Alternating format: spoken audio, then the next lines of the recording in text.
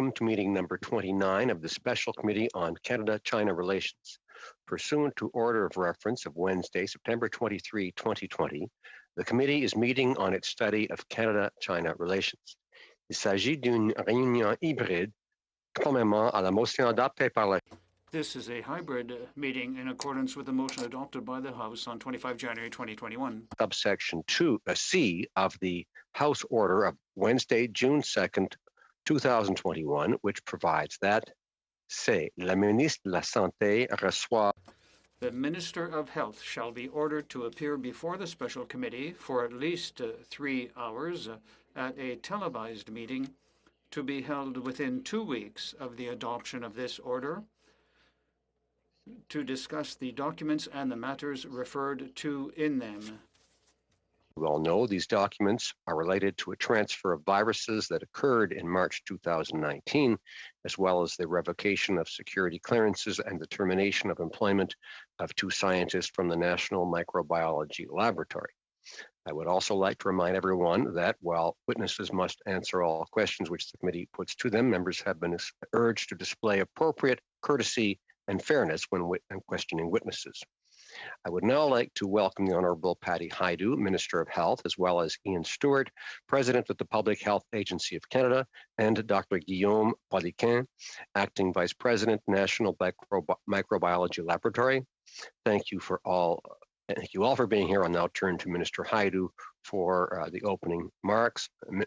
Minister, please proceed. You have 5 minutes. Well, thank you very much, Mr. Chair and committee members, for the invitation to appear before the committee today. As you know, on June 2nd, the House of Commons issued an order for unredacted documents pertaining to the transfer of viruses from the National Microbiology Lab, or NML, to the Wuhan Institute of Virology in March of 2019, and the nature of the departure of 2 NML scientists. And we appreciate Parliament's desire for scrutiny of this matter, and of course value the role of parliamentarians in holding government accountable. But at the same time, we are responsible for ensuring that sensitive material is protected and that the proper mechanisms are in place to safeguard any personal and security-related information. In this particular case, we've endeavored to comply with the intent of the order while also respecting the law and ensuring that privacy and security-related information is indeed properly safeguarded. Accordingly, on June 4th, I referred this matter to the National Security and Intelligence Committee of Parliamentarians for its review.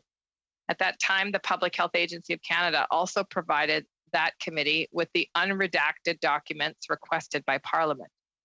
I welcome this opportunity to explain how the Government of Canada arrived at that decision.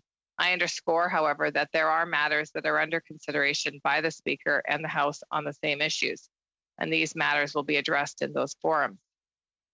I would like to begin with a few words about the National Microbiology Lab, which provides and continues to provide critical scientific leadership for Canada in response to COVID-19. Right now, for example, the NML is conducting more than 100 research studies on COVID-19. And these studies range from designing and testing vaccines to investigating treatments to understanding the genetic fingerprint of the virus. International collaboration is an essential part of this scientific work. And throughout the pandemic, the NML has worked with its partners, both inside and outside of Canada, to combat this disease. I'll reiterate that the 2 former employees named in the order are no longer employed by the Public Health Agency of Canada. And further, as I had noted previously in the House, there is no connection between the transfer of viruses cited in the order and the subsequent departure of these employees, and there is no link to COVID-19. I cannot disclose any additional information for privacy and security reasons, but I can say that the National Microbiology Lab will continue to play a critical role in protecting the health and safety of Canadians. The Government of Canada is committed to transparency in its work, and we endeavour to be as open as possible with Parliament and Canadians while at the same time protecting sensitive information. It is a balancing act that requires us to consider countervailing laws, duties, and the public interest. In this case, the Public Health Agency of Canada has appeared before this committee twice to answer the questions to the extent possible, It has also responded promptly to all requests for information while respecting its obligations under the laws passed by Parliament. Speaking more broadly, senior officials from the Public Health Agency of Canada have made almost 30 committee appearances since May of 2020. And as Minister, I have appeared some 25 times since the pandemic began. We are and we remain committed to being as responsive and available as possible to parliamentarians. The Government of Canada recognizes that the oversight provided by Parliament is essential to a well-functioning government. We respect the need for transparency and the importance of accountability before Canadians. However, in this particular case, the information requested has both privacy and national security implications. Compliance with the order without proper safeguards in place would put sensitive information at the risk of public release. And that's why I've referred this matter to the National Security and Intelligence Committee of Parliamentarians. This committee has the statutory mechanisms and protections needed to safely review sensitive information while maintaining its confidentiality. As I've mentioned at the outset, I've already provided the National Security and Intelligence Committee of Parliamentarians with the material requested. The Public Health Agency of Canada will cooperate with the committee as it conducts its review. Thank you very much. Thank you, Minister. We'll now go to the first round of questions, beginning with Mr. Chong for 6 minutes, please. Thank you, Mr. Chair. Thank you, Minister, for appearing in front of our committee. You said you sent the documents to NSICOP, so I'd like to ask some questions about NSICOP. First, when you sent the documents there, did you ask the committee to review this matter?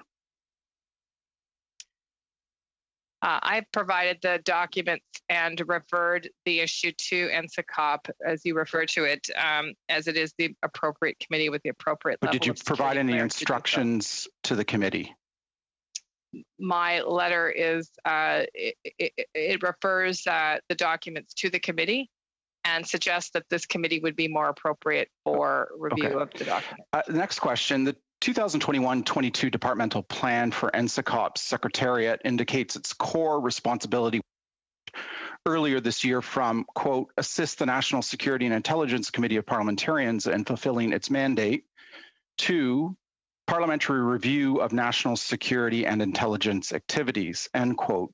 Why was that core responsibility changed earlier this year? I'm sorry, I can't speak to the core responsibility of NSICOP and why any changes have happened to that committee. Thank you. Since you sent the documents to NSICOP, you obviously know about the committee, and can you tell us who hires and fires the members of the committee? Well, I will just say that it's a committee that does have representatives, including from your party, on the committee, and they're very hardworking members of the committee that have the appropriate clearance to be able to review sensitive documents. And so, obviously, this committee is tasked with reviewing documents that are sensitive in nature. Thank you, Minister. Subsection 5(1) of the Act governing the committee says the Prime Minister hires and fires the members of the committee, and they hold office at his pleasure. Furthermore, Section 6(1) of the Act gives the Prime Minister the power to determine the committee chair. Do you, Minister, have the right to refuse the committee's request for further information, and do you have the right to block a committee's review of any matter? Repeat again, through the chair, that the committee is the appropriate committee to review documents that are sensitive. The documents have been provided in their unredacted manner to the committee for that reason. Well, thank you, Minister. I note subsection 61 gives you the authority as Minister to refuse information requested by the committee, and subsection 8(1)(b) gives you the right to block the committee's review of any matter. My final question, my second to final question for you is, does the Prime Minister have the power to direct the committee to change reports and remove information from reports before those reports are made public? I'm not understanding the line of questioning. I understand that the Conservative Party has two members, and I'm wondering if there is no faith in their own caucus members to do the work that the committee is set up to do. In fact, that committee has the security clearance, and those documents have been provided in full, unredacted. So clearly, there is an interest of the government to share these documents with a committee that is appropriately tasked to do the review. Well, let me ask you a very simple yes or no question, Minister. Is NSICOP a committee of parliament? Again, NSICOP was established for exactly to review documents and matters that have a national security or other privacy considerations. And that's why I've asked the committee, that's why I've sent the letter to refer this matter to that committee and provided the full unredacted documents to the only committee of parliamentarians that does have the security clearance and adequate safety protocols. Thank you, Minister. I'll answer the question. NSICOP is not a committee of parliament. It's right in subsection 4.3. I quote, not a committee of parliament. The committee is not a committee of either house of parliament or of both houses, end quote. Not only is this committee not a committee of parliament, MPs and senators on the committee actually give up their parliamentary rights. Subsection 12.1 says, quote, despite any other law, no member or former member of the committee may claim immunity based on parliamentary privilege in a proceeding against them in relation to a contravention of subsection 11.1 or of a provision of the Security Information Act or in relation to any other proceeding arising from any disclosure of information that is prohibited under that section. So NSICOP is not a committee of parliament. Its members give up their rights they have as parliamentarians. Its members and its chair are hired and fired by the Prime Minister. Any minister has the right to refuse the committee information and block a committee's review. And the Prime Minister has the power to change committee reports before they are made public. So it's clearly the wrong committee to hold the government accountable for national security breaches. It's like the fox guarding the henhouse. And more importantly, by sending these documents to NSICOP, you are in violation of 2 orders of this committee and an order of the House. Minister, with the greatest of respect, for the last year and a half during this pandemic, you have been telling Canadians they should follow public health orders. Well, you and your agency have thumbed their nose at 2 orders of this committee and 1 order of the House of Commons. So much for the rule of law. Thank you, Mr. Chair. Thank you very much, Mr. Chong. We'll now go on to Mr. Prajus-Katos for 6 minutes, please. Thank you, Chair. Thank you for being here tonight, Minister, and the work that you've been doing throughout the pandemic. And I will say the same to Mr. Stewart as well. It's good to see you again, sir. Minister, could you, and I have questions specifically on the National Microbiology Lab, just to set the context. Could you elaborate on the security in place at the lab itself? Well, thank you very much for the question. And I will just say that because of the nature of the work that the lab does, there is a focus on security. And perhaps it's best if I turn this question to the director of the lab himself, Dr. Poliquin, to speak about the security protocols. Thank you, Minister.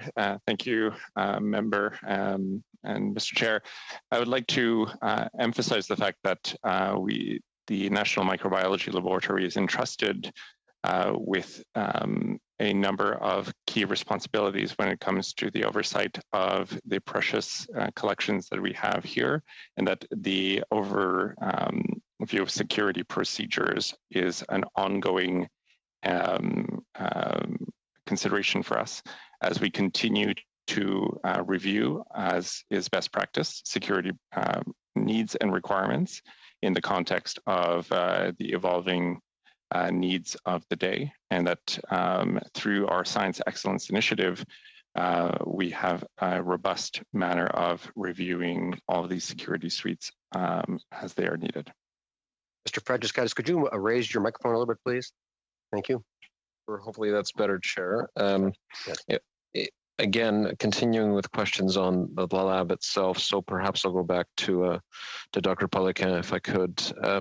Doctor, can you elaborate on the security screening that is applied to visitors and employees of the lab?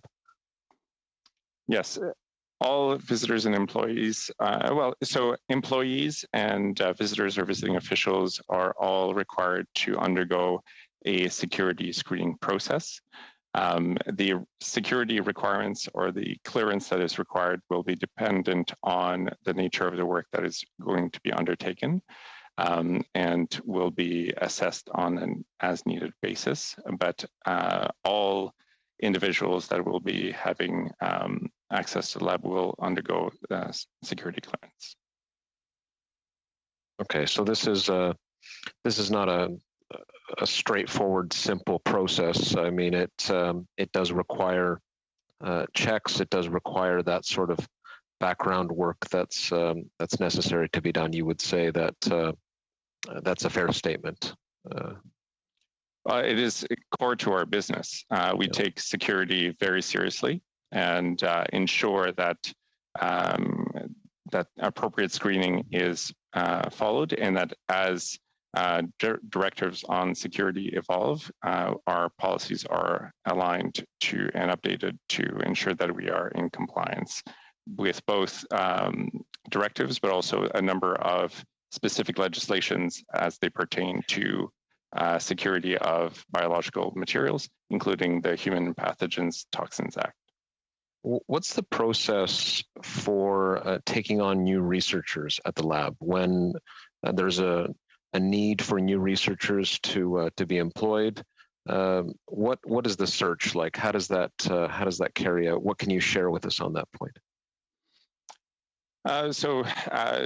Scientists that will become part of the NML complement as employees require not only a security clearance protocol, but also a very in-depth training that is appropriate to their level of work. In addition, scientists are sometimes called to work with others, other institutions, or in collaboration, at which point a number of different mechanisms are in place, including the development of collaborative research agreements or other forms of collaborative research frameworks that are appropriate for the work at hand. So in terms of collaboration, let me just ask you further about that. Where there is a need for collaboration, is it initiated by the researcher themselves, or is it part of a dialogue between you and researchers in terms of partnerships that could exist with fellow researchers internationally? How does that come to be? Mr. Chair, when we are engaging on collaborative research projects, it will depend on the nature of the work and the goal to be achieved. I would like to emphasize the fact that collaboration, both domestically and internationally, is core to our ability to be a leading institution in response to public health. We are dependent on our partners to be able to do our work to the best of their ability. And we take great pride in our ability to be a domestic and international resource, and pride of those collaborations.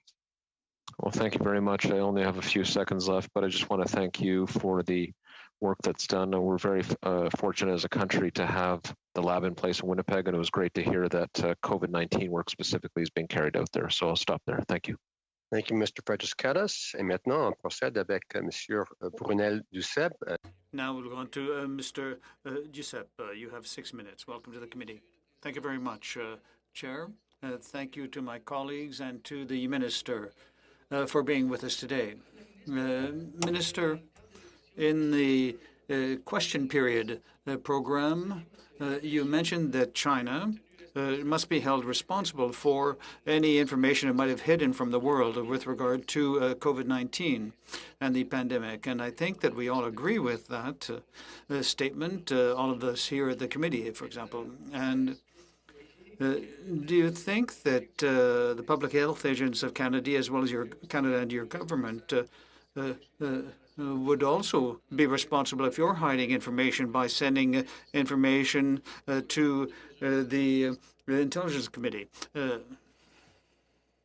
rather than this committee? Excuse me, Mr. Chair. Can you hear me? Oui. Oh, okay, sorry about that. Yes, listen, that is why, in fact, that we have sent unredacted documents to the to the NSI COP committee, because in fact our government does believe in transparency, but in a way that does not put the safety and security of Canadians at risk in any way. This is private information, secure information. It includes information about individuals. That information is best reviewed by a committee that has the appropriate clearance and the appropriate security mechanisms in place to do so. carefully and in appropriate ways that protect that information. Merci. In your mandate letter, Minister, of 2019, we also read that you must also establish a productive dialogue with the members of the government caucus and the opposition ministers of the Senate and parliamentary committees. But with this issue we're dealing with today, you seem to have refused to collaborate and cooperate with the parliamentary committee because you sent a non-redacted document to a committee that is not a parliamentary committee. Are you meeting your mandate? Well, I'll just point out that I'm here for 3 hours. It's likely my 26th appearance before a parliamentary committee. I've appeared in a number of Senate committees as well on a number of other issues. And I continue to make myself available to committees to be accountable to the government for the decisions of the government and for the operations of the various roles and responsibilities that I have. And we'll continue to do that. But as I've stated, there is an appropriate place for documents of this nature, and those documents have been submitted in a way that can actually protect the privacy of those documents, but yet have the scrutiny of parliamentarians from all parties. Non, mais, écoutez, Yes, but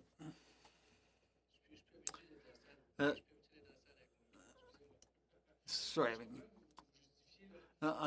You're justifying the fact that it would be the appropriate committee to examine these documents, but according to the law on the NSICOP, which is not a House committee or a Senate committee, and it depends on the minister. Why not provide these documents to this committee? Documents have been provided to this committee. However, the appropriate redactions were made to protect security. And of course, unredacted documents were provided to the committee that has the appropriate security clearance to review those fully unredacted documents. oui. Yes. So you think that this committee is not the right committee, the appropriate committee to examine these documents if they are unredacted. This committee of the Parliament, of the House, you say we are not the appropriate committee to look at these unredacted documents?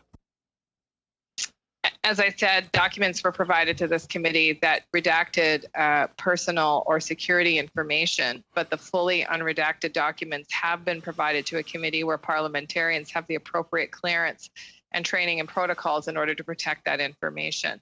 And as I further said, I will continue to appear before any committee of the House that asks for my appearance, and fully agree with the mandate of the Prime Minister that we as ministers need to work in collaboration with all parties and indeed with both houses.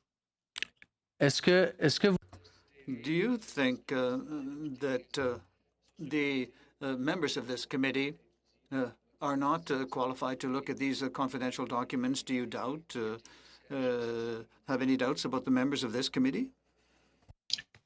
Well, I would ask if you have the appropriate security clearance to be able to look at documents that are of national security interest. But secondly, I would say that, do you doubt that your colleagues that have that are on the committee that have the appropriate level of clearance, that they're not able to do that job? Listen, we know that, again, this committee has received documents. Some of the information has been redacted to protect the privacy of individuals and the national security interest. That information is fully available through the unredacted documents at the other committee. Thank you, Minister. Merci beaucoup, Mr. Merci. Thank you very much, Minister. And now we'll go on to Mr. Harris for 6 minutes, please. Mr. Harris. Sorry, Chair, just getting ready here. Thank you, Chair, and thank you, Minister Hajdu, for joining us this evening. Mr. Chong asked some questions related to the legislation for the NSICOP committee. One thing that he referred to, of course, was that the the members of the committee are appointed by the Prime Minister or by the Governor General on the recommendation of the Prime Minister, and they hold office under pleasure, according to 5.1 of the committee of the legislation, to hold office during pleasure until the dissolution of Parliament following their appointment. Now, that means to me, Minister, that if there is an election called, the committee would be dissolved. There would be no members of that committee, and any work that they were doing would, in fact, disappear. Is that correct? I'm sorry, I don't feel qualified to speak to what the procedure of the committee is on dissolution of Parliament. I can say that the committee has the fully unredacted documents at their disposal now. Yeah, I just thought the legislation says very simply that the committee members hold office during pleasure until the dissolution of Parliament following their appointment. So they wouldn't exist as members of the committee thereafter. That's what the legislation says, and I guess anyone listening can draw their own conclusions. The legislation also provides that the minister may withhold information as well, to which the committee would otherwise be entitled to, if there's information constitutes special operational information, and the provision of the information would be injurious to national security. Has any information been withheld from this NSICOP committee under that provision? My understanding is that President Stewart has forwarded a complete set of unredacted documents, but I'll turn to him to say a few more words. As Minister Hajdu said, we provided a complete and unredacted package of all materials to the committee. Materials coming from where, Mr. Stewart? In the possession of PHAC, is that it? Mr. Chair and Honourable Member, if you think about the package of materials we provided to you, parts were withheld and parts were blacked out. The totality of that package was provided to NSICOP. So nothing beyond that package was provided at all? Exactly the materials requested in the House motion were provided, sir. And Mr. Stewart, were any instructions provided to the committee by virtue of what they're requested to do? My material was just a transmittal letter and the materials.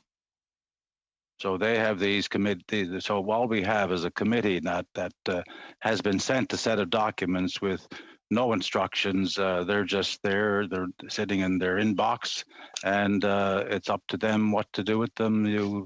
The minister you haven't requested them to do anything with those documents or anything with the issues that have been raised in this committee or raised in with relation to this matter. Is that correct? As I said earlier, to this exact question, the documents have been forwarded to the committee with the suggestion that this committee would be more equipped to perform the review of those documents. They would be, in your view, more equipped to perform the review of those documents, but in terms of what exactly they're expected to do, in terms of do they have any investigative powers, do you know? I'm sorry, I don't have the terms of reference for that particular committee, other than my understanding, again, is that the appropriate level of clearance and security clearances is why that committee is better suited to look at these particular documents. So they're only looking at documents. They're not conducting anything that they don't decide to do themselves. You haven't asked them to do anything, and no one has asked them to do anything. Certainly, if they choose to study the issue, that is at their prerogative, and they have the full set of documents from which to do so. So, so you're just basically passing them off to them because you don't want to comply with the order of the House. Well, I wouldn't put words in my mouth, MP Harris. I think that's inappropriate. What I have said is that this committee does not have the level of clearance to handle these documents that have sensitive information. Obviously, I take my responsibility very seriously, which is why I have provided a fully unredacted set of documents to the committee with the appropriate clearance. Well, we'll have to leave that to another forum. In the letter to the House of Commons committee, Mr. Stewart, President Stewart said that PHAC had initiated a number of review processes relating to possible breaches of security protocols at the National Microbiology Lab in 2018. What I'd like to ask you has been suggested by the analysts is what prompted PHAC to begin reviewing possible security protocol breaches at the National Microbiology Lab?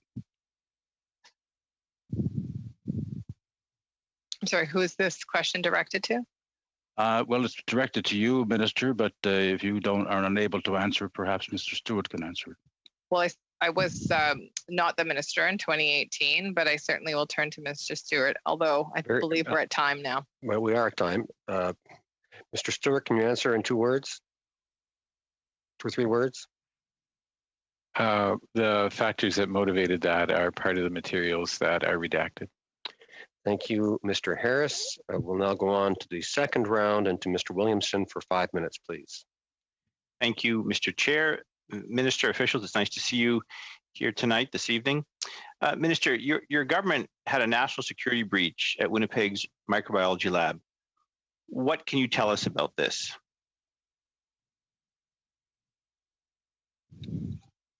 As I said repeatedly, the full documents requested by this committee have been submitted in their unredacted form to the appropriate committee for study. So you objected to MP Harris putting words in your mouth earlier when he was just asking a question, but you earlier said that you're under instructions to work in collaboration with both houses of Parliament, except you're not doing that. You're thumbing your nose at Parliament, and your government's walking into contempt of Parliament by not fulfilling the order from parliamentarians. Why is that?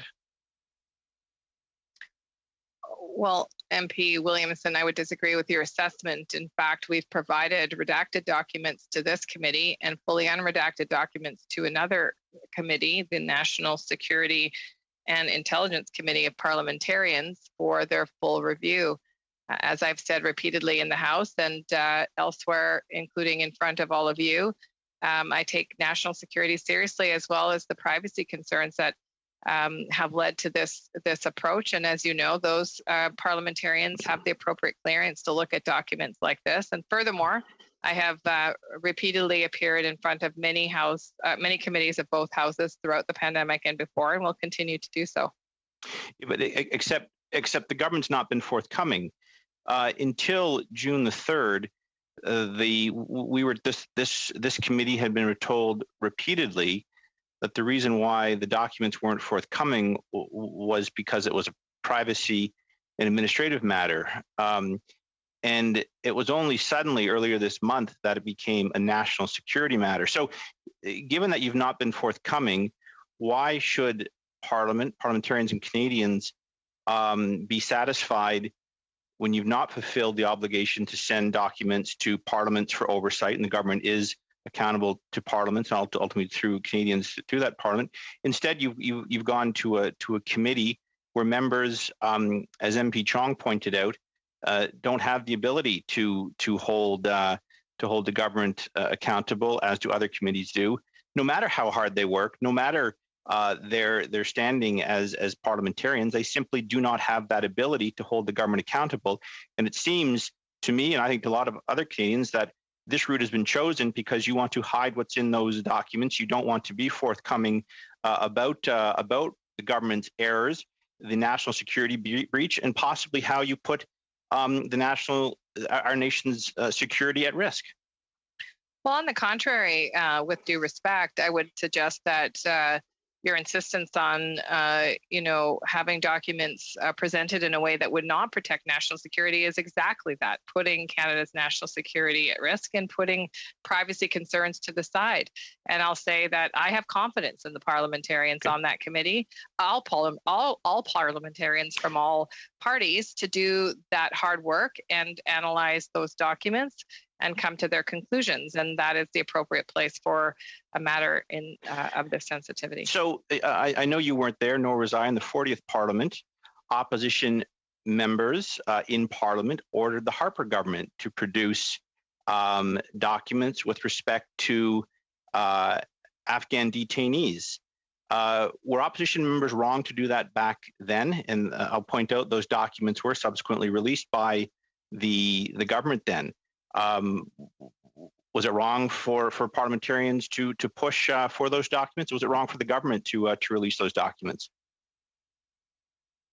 I believe, and listen, I was not, you're right, I wasn't there. I think that that part of the approach of this government, in participation, by the way, with your party, is to have a committee that has the appropriate security clearance to be able to do those sensitive reviews of documents that have a national security aspect or a privacy consideration. And that's why those documents have been provided to the NSI COP committee. Chair, do I have time for one more? 10 seconds. So if this committee could prove to you that it could fulfill the security requirements you're concerned about, would you have any objection to releasing the documents you're holding back? MP Williamson, I'm not interested in trading in hypotheticals. We have we have a committee that has the appropriate clearance. Thank you. We don't have a parliamentary committee, Mr. Williamson. Okay. Thank you very much. We'll now go on to Mr. Oliphant for 5 minutes, please. Thank you, Mr. Chair, and thank you, Minister and Mr. Stewart, Monsieur Poliquin, for being with us tonight. And while the Minister, you were not there in the 40th Parliament, I was. And I think that it may be a question you might have for me if you got to ask us questions. Sometimes I think you should be able to, is why I abstained on the Opposition Day motion that has called you to being here. And the reason I abstained is because I believe fundamentally and profoundly that Parliament has the right to call for papers and persons. I also believe that parliamentarians and Parliament has the responsibility to not call for certain papers at certain times. And that was the dilemma of the 40th Parliament, where Afghan detainee papers were considered. The Speaker did rule, but did not give unfettered access to parliamentarians. Instead, demanded a creative approach to review those papers carefully with certain criteria being placed on them. That was the 40th Parliament. The 41st Parliament, with Mr. Harper as the Prime Minister, did nothing despite opposition having called for a process in this situation. However, in the 42nd Parliament, and while I thank you for your presence here, I was going to call him the late Ralph Goodale, the former Minister Ralph Goodale, for his work ensuring that should a situation happen like this again, we would have a process by which a minister could refer these requests and these papers. And that is what we've done. That we set up that process. So to honor Parliament, you have actually in effect done what Parliament has asked you to do. And I want to thank you for that, because as I say, Parliament is supreme. I will argue that forever. I'll also argue that parliamentarians have to be responsible. And in our wisdom, parliamentarians set up that committee. And what the opposition is asking you today to do is to be in contempt of the previous Parliament, which set up this committee. And so I think that what you have been able to do is balance the need for information to go to parliamentarians for review, who are not hired and fired by the Prime Minister. That is incorrect and unparliamentary language. They're appointed as order in council appointments. And yes, they will dissolve when this Parliament dissolves, as will this committee. So that argument that was made by Mr. Harris doesn't make sense either, because both of these committees will dissolve. So here we are in the situation in the 43rd Parliament, where we're attempting to find out what happened. We're attempting to find out, with privacy laws also established by this Parliament, with a committee of parliamentarians established by a previous Parliament, and to do those things. I think it is absolutely appropriate for parliamentarians to have concerned about what happened in the lab in Winnipeg. Absolutely concerned about that, but at the same time, absolutely recognize that there is a place for that to be done, and it is at the NSICOP, of which we have one former member, a member of this committee. So when you're asked whether or not you have doubts about us and our abilities to handle this process, I would say you don't have doubts, and I don't want to put words in your mouth as you didn't want words put in your mouth, is it's not about us as individuals. Could you clarify that? This is not about us as individuals, and it's not about the parliamentary system. It's about honoring what Parliament has done to create an expert committee with security clearances that will do the work that we wanted done as Canadians. Well, first of all, thank you, MP Oliphant, for a very valuable history lesson. I appreciate it. I'm old.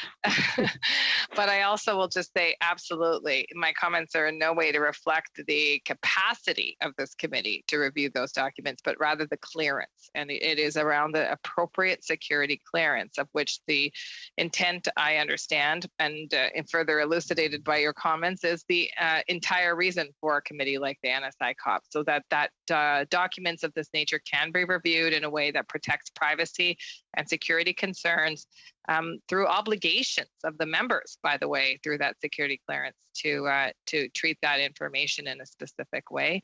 And this is not a reflection of people's desires or capacities. It is a reflection of a particular security clearance. Thank you, Minister. Thank you, Mr. Oliphant. Nous continuerons maintenant avec Mr. Brunel. We will now continue with Mr. Brunel-Duceppe, 2 minutes and 30 seconds. Yes, I'd like to come back to what Mr. Williamson said earlier. How the documents, Minister, the documents which initially couldn't be shared suddenly could suddenly become national security documents, national security related. Est-ce qu'on m'a entendu? Est-ce que je me... Did you hear him? Thank you very much. The documents, as I have said, contain information that is sensitive, and you can tell by the documents that this committee has received that are redacted. But to comply with the desire of this committee to have those documents turned over to parliamentarians, in fact, a fully unredacted set of documents are with the NSI COP. Yes, the question was, how is it that the documents that initially could not be shared in order to protect confidentiality now can be provided to the Committee of Parliamentarians? Why wasn't it said right from the beginning that they couldn't be shared for that reason? What has changed? I can't speak to the journey of how the documents, at what time the documents have been shared, but I can tell you that I've communicated with NSI COP and let them know that they are the appropriate committee to do this review. And accordingly, President Stewart has provided a fully unredacted set of documents for that committee to do that review. But Minister, how long have you known that these were national security related documents? Mr. Chair and to the member, again, these documents are reviewed through the agency and with appropriate legal advice. Then these documents have been determined to be determined to contain issues of privacy and national security, and therefore have been provided to a committee that has the appropriate clearance to review them. Just one question, Minister. If these documents had been provided to this committee, are you afraid that there might have been leaks? Are you not afraid that some information might have leaked? Again, this is not about the character or capacity of parliamentarians to review documents, but rather than the level of security clearance that they possess. Thank you. Thank you, Minister. And now, Mr. Harris, for 2 minutes, 30 seconds, please. Thank you, Chair. Ms. Hadju, could you tell us whether prior to the security protocol breach review, which I discussed, did CSIS or the RCMP or any other entity warn the PHAC about intellectual property being shared with China without authorization? I can't speak to that question, Mr. Chair. I don't have information in that regard. Mr. Stewart, do you have information on that? As per my previous answer, Mr. Chair, I'm not able to respond to that. Minister, between between 2016 and early 2020, according to media reports this year, 7 scientists at the National Microbiology Laboratory co-published 6 studies on infectious diseases with Chinese military researchers. But why is it that scientists at the National Microbiology Lab collaborate with the Chinese military researchers? I can't speak to those particular collaborations, but I can speak to intellectual and research collaboration in general. And I will say that it's an incredibly important part of understanding infectious disease and viruses and treatments. And as I said in my opening statements, the National Microbiology Lab has a long history of collaboration globally to further research, to come up with treatments, and to be able to push forward scientific knowledge in a number of infectious disease areas. And we should be very grateful that we have a National Microbiology Lab of this caliber in this country, which has contributed to some breakthrough understandings of a variety of different disease. If I may interrupt, the question was, why? Do you have any reason why the Microbiology Lab would collaborate on infectious diseases with Chinese military researchers? That's the question. I don't have answers for you. I don't have a history of how collaboration is established at the National Microbiology Lab, but I will reiterate that in general, the principle of collaborative research is an incredibly important one. And as we can see, international research on vaccinology, for example, has led to the breakthrough of mRNA. We understand that. How many other military organizations is the Microbiology Lab collaborating with? Maybe Dr. Stewart can answer that question. I'm sorry, we're out of time for Mr. Harris. Perhaps at his next opportunity, he'll get a chance to get an answer to questions. And we'll now go on to Mr. Jennis for 5 minutes, please. We're going to give the round to Mr. Paulhoos, Mr. Chair, actually. Mr. Paulhoos, 5 minutes. Mr. Paulhoos, 5 minutes. Thank you very much, Chair. Hello, Minister. Thank you for being with us. In one of our recent meetings, Minister Garneau from Foreign Affairs mentioned that there is no more collaboration between the Winnipeg Lab and Wuhan. Is that the case, and how long? I can't speak to that. Why not? The information. Okay. So could I can't see my screen. Mr. Stewart, is there any further collaboration with the Wuhan laboratory and the National Lab? Dr. Poliquin, do you want to talk about the state of collaborative research? Yes, thank you very much. So at this time, we have no cooperation with the Wuhan Virology Lab. So all cooperation has ceased just since the incident, or more recently.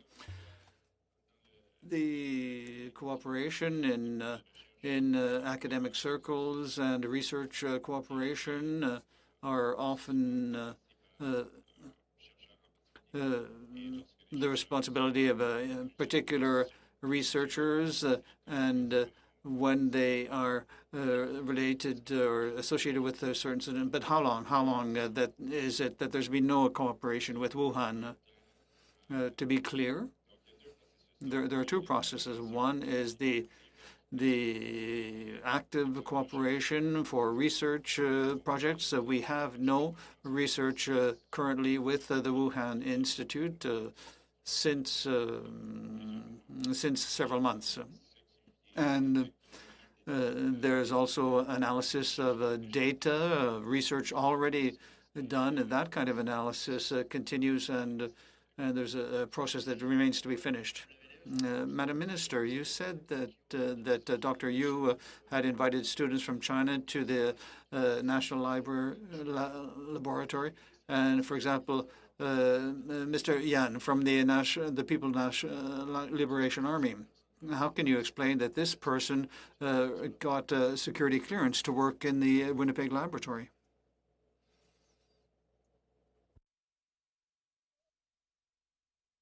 Dat micro is off.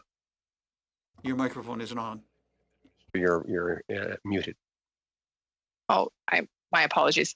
Actually, I didn't speak to that, but I will turn to Dr. Poliquin to speak about clearances and students in the lab in general.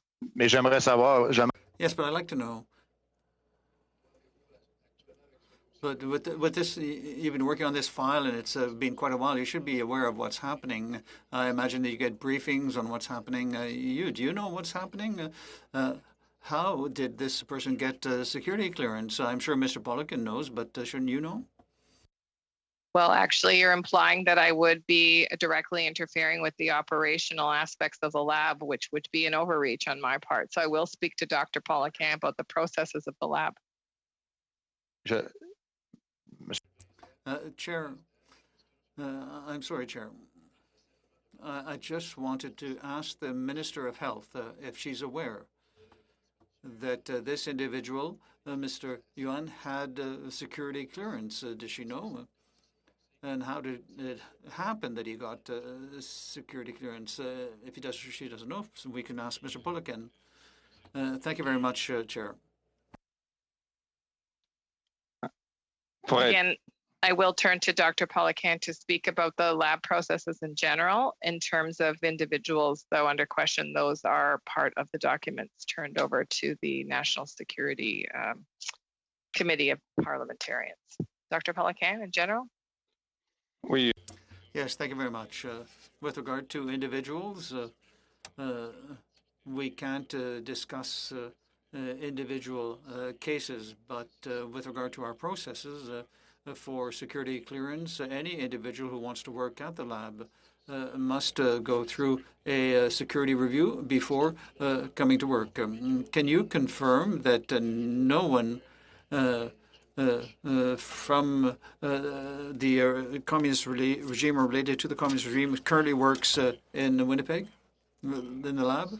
I think that this is a question. Are you talking about all the employees of the lab? You may respond if you can do it in just a few words. I repeat that we have a process, the same process for everybody who wants to work at the lab. Thank you very much. Thank you, Mr. Police.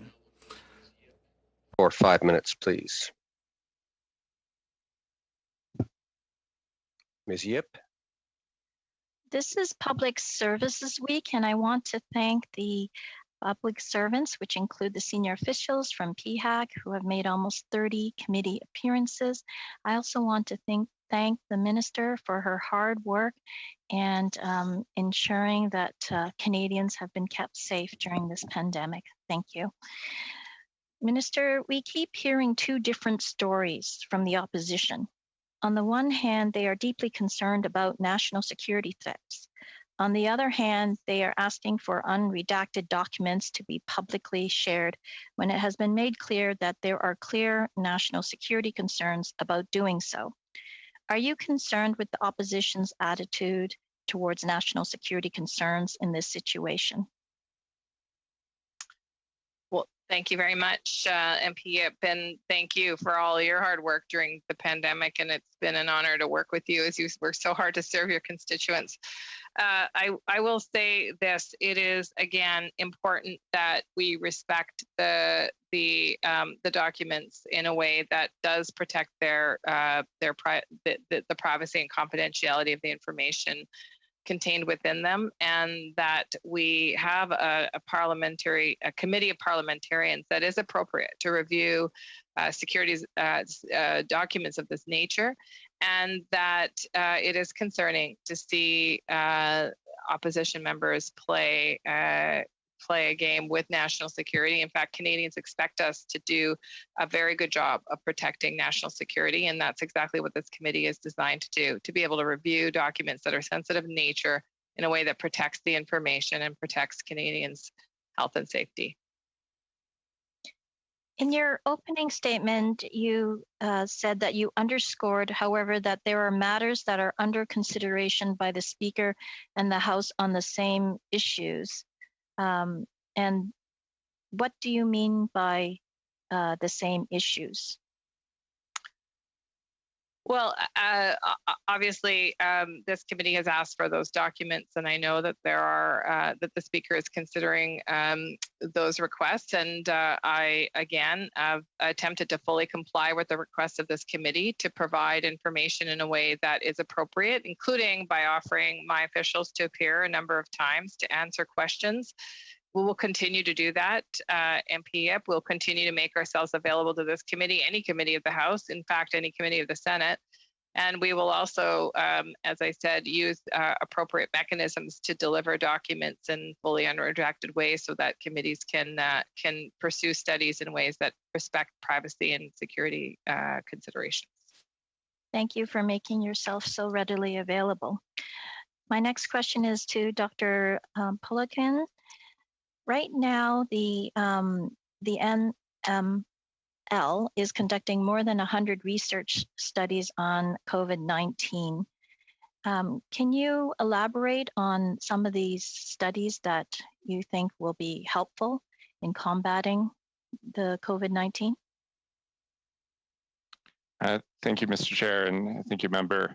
The National Microbiology Lab has sprung to action since the early days of the pandemic and delivered the first functional diagnostic test within 5 days of the sequence being published by Chinese collaborators, and has continued to work tirelessly to advance the science. Some of our work has contributed directly to our understanding of periods of infectivity in individuals that were infected with COVID-19 and during their recovery. We have developed a wastewater surveillance system that is able to provide early warnings of resurgence. We are sequencing in May alone 30,000 genomes to understand the threat posed by variants of concern, and continue to work on the advancement of a number of potential vaccine candidates should new technologies be needed to meet the threat posed by variants. That's a broad overview, but we are proud of the work we've been doing. Thank you. Can you elaborate on any international collaborations with some of the work that you've just mentioned? Thank you. Absolutely.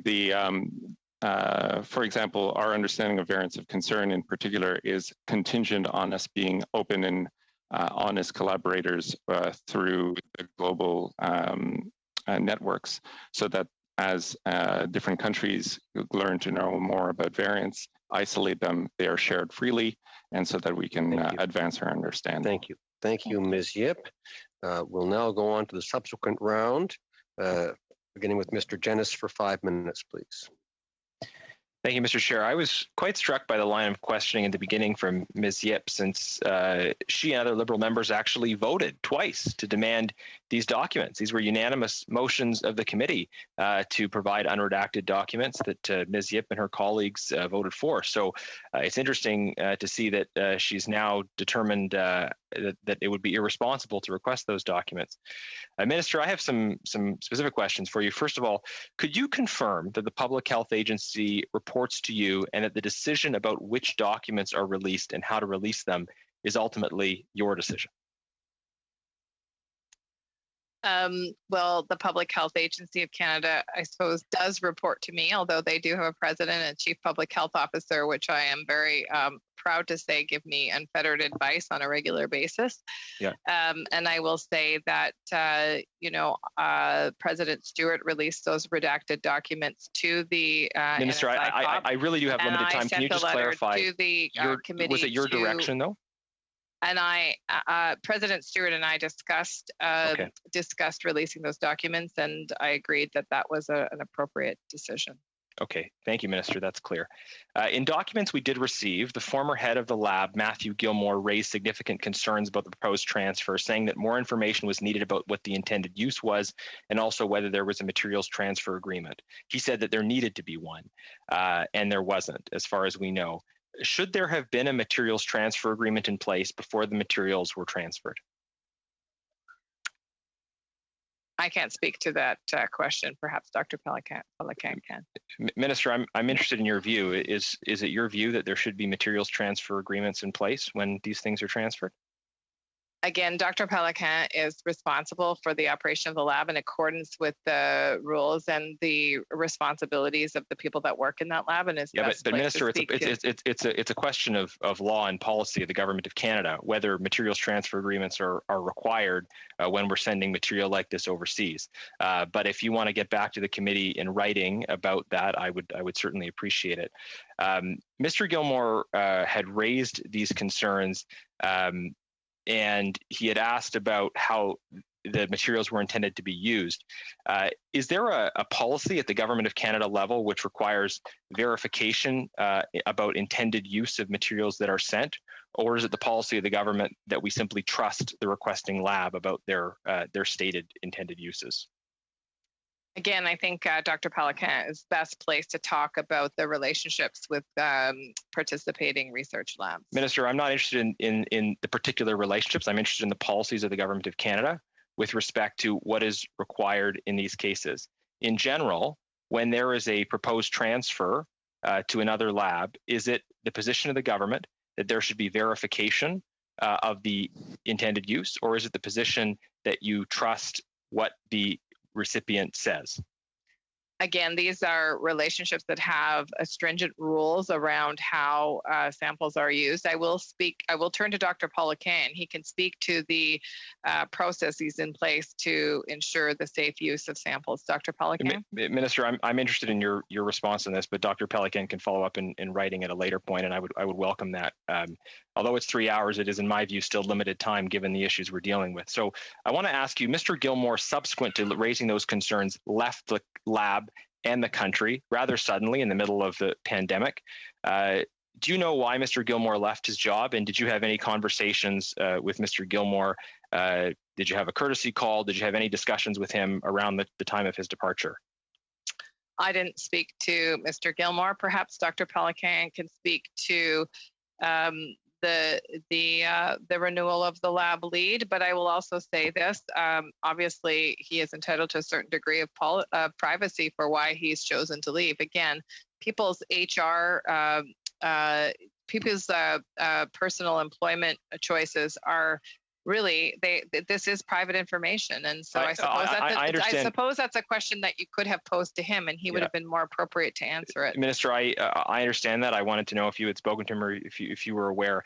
Can I ask you, Minister, at a general level, do you think we should be cooperating with the militaries of states that are committing genocide? Are there sort of moral limits in your view to research cooperation that we should say, because of the things those militaries are involved in, we shouldn't be cooperating with them? Or is it, from your perspective, sort of open-ended, we'll cooperate with anyone on research in the name of research cooperation? That's an interesting question. I would say that it's important that we continue to uphold human rights and dignity and a life free of violence, no matter what we do, and have that at the front of our lens. Thank you, Minister. Thank you, Mr. Genis. We'll now go on to Ms. Zan for 5 minutes, please. Ms. Zan? If we don't have Ms. Zan... It's my turn. Monsieur Dubourg, procédez, s'il vous plaît. D'accord, merci, Monsieur le Président. Thank you very much, Chair. Once again, I would like to join in thanking the Minister for being with us. I know she's very busy. She said that she's appeared more than 25 times before the committee since the start of the pandemic, and I'd like to thank her for all her work during the COVID crisis. And if we've made the progress we have, it's thanks to her contribution and participation. I'd also like to welcome our witnesses, Mr. Stewart and Mr. Pelican. I know it's not the first time that you as well have appeared before the committee, but there are some points I'd like to come back to. At the beginning of this meeting, and even before in the House, I often hear the opposition that seems to try to denigrate the NSICOP, who are a committee made up of parliamentarians. And yet there are MPs that seem to say that that committee is not very successful. And I was I have been a member of this committee since it was created, and I can tell you that the process that I went through in order to have a top secret clearance, the number of reviews, questions that all members of the Committee of Parliamentarians have to go through in order to be a member of the committee. I recall that this committee is made up of parliamentarians from all parties. The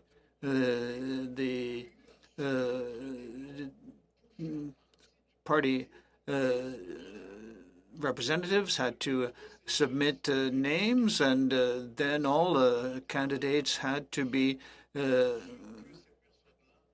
reviewed in order to ensure that the individual members were qualified to sit on the meeting. There were not only Liberals, and at the beginning there were Conservative MPs, Finlay Nicholson, Murray Rankin from the NDP. And there are also senators from different groups that were members of the committee. And the committee has the support of a secretariat that is independent. So the committee creates its own procedures. We always work in camera, in secure locations. Even my own staff couldn't know where we were meeting, and I think this is similar to what happens in other countries with similar committees, and like France, the UK, and so we ask questions not as a government, and we also make recommendations, and there are also communiques regarding the creation of the committee, and the committee ensures that the bodies responsible for our national security will protect Canadians' security while protecting our values, rights, and freedoms. And this committee had royal approval to and is from the administrative, regulatory, and other aspects. We have fulfilled our mandate, and we have met with all the members of security agencies like CSIS or the RCMP, and I understand, Minister, that you have answered the questions from this committee, but we could not provide the documents we were asking for because they were sensitive documents. So you're quite right to send those documents to NCCOP because they have the security profile to review these documents. And Chair, that's what the situation is. We also have to protect Canadians. So thank you, Minister, for what you have done in sending these documents to NCCOP. Thank you very much, Mr. Dumont. We'll now continue with Mr. Brunel Giuseppe. 2 minutes, 30 seconds. Thank you very much, Chair. I think my friend, Mr. Janice, asked a question. I want to be clear for the minister.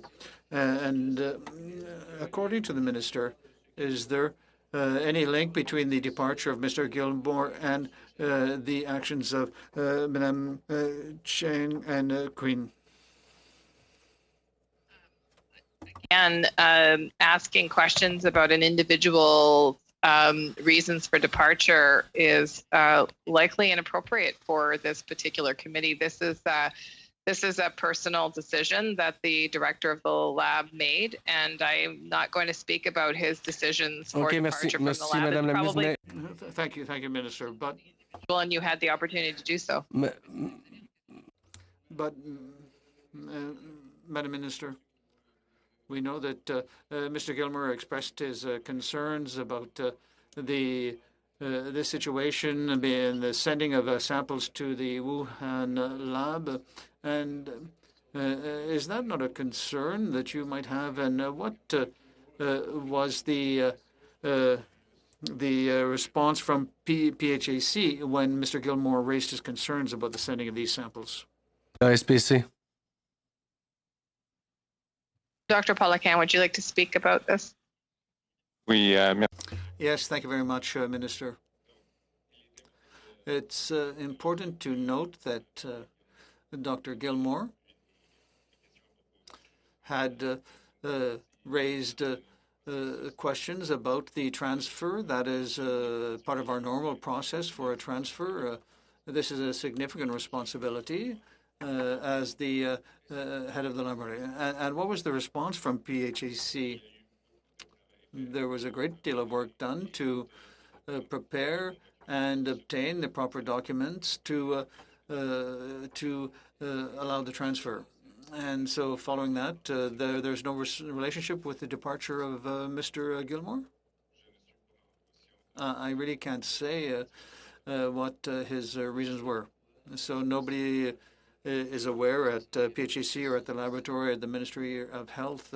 No one knows why Mr. Gilmore decided to leave?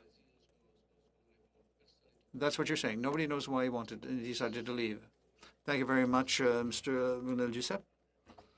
Press for 2 minutes and 30 seconds, please.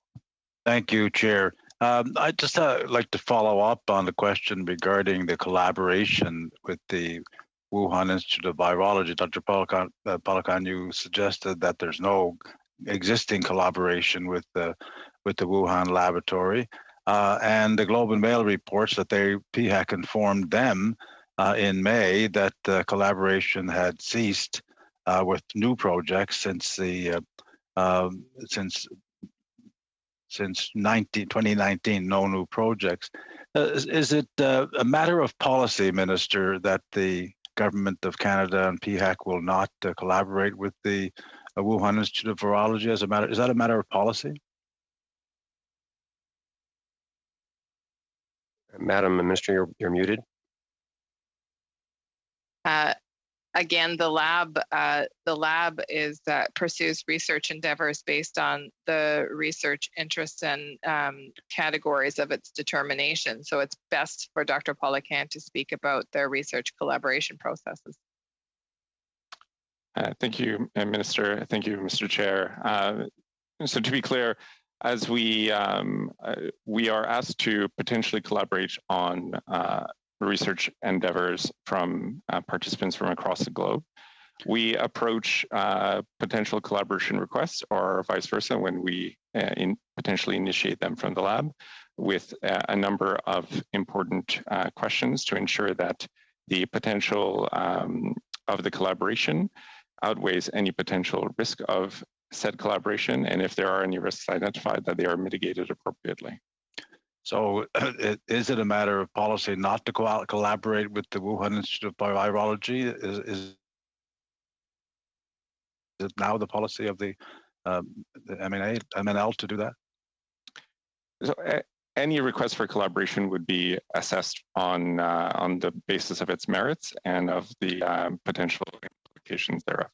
But we were told that that cooperation with the Wuhan Institute of Virology ended when the Dr. Key and then Dr. Chen and the students had their security access revoked on the 5th of July, 2019. So are you saying there's no connection between those two events and the ceasing of collaboration with the Wuhan Institute? As I mentioned previously in a previous question, research collaborations are often driven by the primary investigator. As investigators move to additional opportunities, collaborations naturally will sort of wind down. I don't think you're answering the question. Thank you, Mr. Harris. We'll go on now to on procède maintenant, Monsieur. We will now go on to Mr. Paulus for 5 minutes. Thank you very much, Chair. Minister, if we get and talk about CanSino Biologics,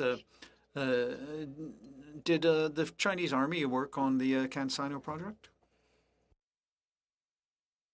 I'm sorry, that's not within my purview. I don't have that information. Perhaps Ian Stewart or Dr. Poliquin can speak to this, but Mais comme ministre de la Santé. But as Minister of Health Relations with CanSino and development of vaccines, that's part of your portfolio. Mr. Chair, as the Minister of Health, I'm essentially the purchaser. I wasn't involved in the research arm of the vaccinology, but certainly was interested in all viable vaccines as soon as possible. And I'm very grateful for the work of my colleagues in the Vaccine Task Force that put us on such a good path with vaccination. The number one in the G20, number one in the G7, and number one in the OECD. I can understand that you're very proud of, but when on 11 March we heard a testimony that there was an early emergency use authorization for the Chinese Army before the clinical essay trials, and so there was already approval, and you already knew that there was a relationship between CanSino and the Chinese Army. Again, in the early days of COVID-19, the government of Canada turned over every stone to look for a viable vaccine early on. We knew that Canadians would expect us to do so. And in fact, the candidates that were selected by the Vaccine Task Force have proven to be very good ones, and we're very grateful to their work. In fact, we have 4 approved vaccines in this country, and there is very promising news about Novavax, which is another one of our candidates. But just to finish about CanSino, were you shocked to hear that the Chinese decided to keep the samples in Beijing and did not send them back to Canada? Again, the work on ensuring that Canada had a vaccine supply began early, and we turned over every stone to examine potential vaccine developments around the world. The Vaccine Task Force was critically important in helping guide out those early deals. And indeed, out of the 7 that they selected for us, we have 5. Thank you very much. One very viable. So it's very exciting. Oh, I should also mention Medicago, which is doing very well, and they're our Canadian candidate from Quebec that we're very excited about. Merci, Madame la Ministre. Thank you very much, Minister. I'm sorry. I only have 5 minutes. You know how this works. Medicago is not far from me right now, and I'm coming back now. So to the Winnipeg lab, and there are American experts who have expressed concerns about lack of safety and security at the Wuhan lab. And have you received any information, or have there been any briefings from the Americans about the Wuhan lab and the lack of security and safety? Again, I have stayed focused on making sure that I can help our domestic response to COVID-19 continue to unfold. As the Prime Minister and many other ministers have been very clear, we too are very interested in the origins of COVID-19. Indeed, the world needs to know the origins of COVID-19 so we can prevent an epidemic like this. Yes, but that wasn't really my question. Perhaps my question, Minister. In 2008, the Americans, security authorities briefed Washington saying there was a problem with Wuhan. Here in Canada, the Minister of Health at the time, was there a briefing about the security concerns about Wuhan at a time when we were working with them, because this was in 2018. Are you aware of this? Well, I was not the Minister of Health in 2018 and did not receive any briefing like that, but I can also say that But when you took over your position, took over as minister, nobody provided you a briefing? But nobody told you at that time my focus has been throughout this pandemic to make sure that Canada has what it needs to respond to COVID-19, and that provinces and territories are well placed to deliver on their healthcare responsibilities. Thank you, Minister. Merci beaucoup. Thank you very much, Mr. Paulus. On to Ms. Zan for 5 minutes, please. Thank you, Mr. Chair. And first of all, I want to say thank you to our Minister of Health. Thank you, Minister Hadjiu, for all of your extremely hard work. I don't know how you've managed to do it this past year and a half, but I haven't seen you since we were in Ottawa together at the very beginning of the very beginning of the outbreak. And I just have to say, every day that I hear you and see you, I'm so grateful that you are there and that you have the best interests of Canadians at heart. And I truly believe that, and you prove it day after day after day. I find it very interesting that the opposition seems to harp on and obsess about the Chinese military and the Chinese army, when in fact we've actually had our army help us roll out the vaccine here in Canada and also look after our long-term care seniors when in desperation. What would you like to say about that? I'd like to hear your thoughts on that. It's so nice to see you, MP Zan, too. And when I saw your little square, I realized that we hadn't seen each other in a long, long time. I hope you're doing well. Thank you for asking about the Canadian military, because truly they have been heroes throughout this pandemic. And in fact, we called on them early, as you know, to help out in long-term care. And indeed, not only did they help, but they did discover some atrocities that were occurring through lack of capacity to care for elders in those homes. And we'll be forever grateful. I think all Canadians will be, for the incredible compassionate care they provided seniors in a particular time of need. We've also heavily leaned on the Canadian Armed Forces to help with the logistics of planning how to move all these millions and millions of vaccines to provinces and territories. And in the early days, I did a lot of role playing and tabletop exercises with provinces and territories to make sure that people were ready to deliver them and manage them, store them appropriately. And the military continues to be there for us whenever we need them through this pandemic response. Indeed, they've helped out, for example, Canadian Rangers in Northern Ontario and other parts of the country with immunizing remote Indigenous communities, something that is not easy in this country of ours that has such a geographical barrier. So we will be forever grateful to the Canadian military for helping in such a time of need. And I think it's what Canadians think of when they think of Canadian military service men and women, their selflessness in stepping up in this time. Thank you. Thank you so much for that answer. Now, before the pandemic, I know most Canadians had never really even heard of the National Microbiology Lab or knew that it existed. And most of us don't know much about the work that the lab does or how important it is for Canada, especially during COVID-19.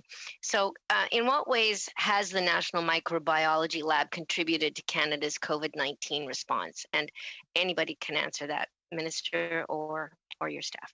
Well, perhaps I can start, and then I know Dr. Poliquin has a lot of things that he'd like to highlight about the great success of the lab. And I think he mentioned one that I think is very pivotal, and that was being one of the first on the scene, perhaps the first on the scene. I'm always afraid to say the first, but I think we were one of the first labs to create a functional PCR test using the genetic sequencing that was provided from China in the early days of COVID-19, which allowed us to start to set up our testing regime very quickly here in Canada. And the National Microbiology Lab since then has been conducting research, but also filling in the gaps for so many things. I'll never forget their work in making sure that provinces and territories had, for example, swabs to take samples with in early spring of April or so of 2020. And so, Dr. Pelican, maybe you can tell some of the sort of quick hits of success of the lab. Yes, thank you, Mr. Thank you, Mr. Chair. There's lots to be proud of, but to think about the early days of the COVID-19 response, at that time, testing supply reagents were scarce and difficult to come by. And scientists at the laboratory attacked the problem in a number of different ways, including working with provinces, territories, and industry to find solutions to bring in reagents, swabs, test kits, PCR. We also developed our very own reagent when we could not buy them on the open market to keep provinces and territories being able to do testing. We went from 10,000 capacity to well over 200,000 PCR tests per day in that time. We have built sequencing capacity, wastewater testing, and broad diagnostic technologies to our northern regions. Thank you, Dr. Poliquin. Thank you very much. Thank you very much. Ms. Zan. We'll now pause for a 5-minute health break and then resume. The meeting is suspended for 5 minutes.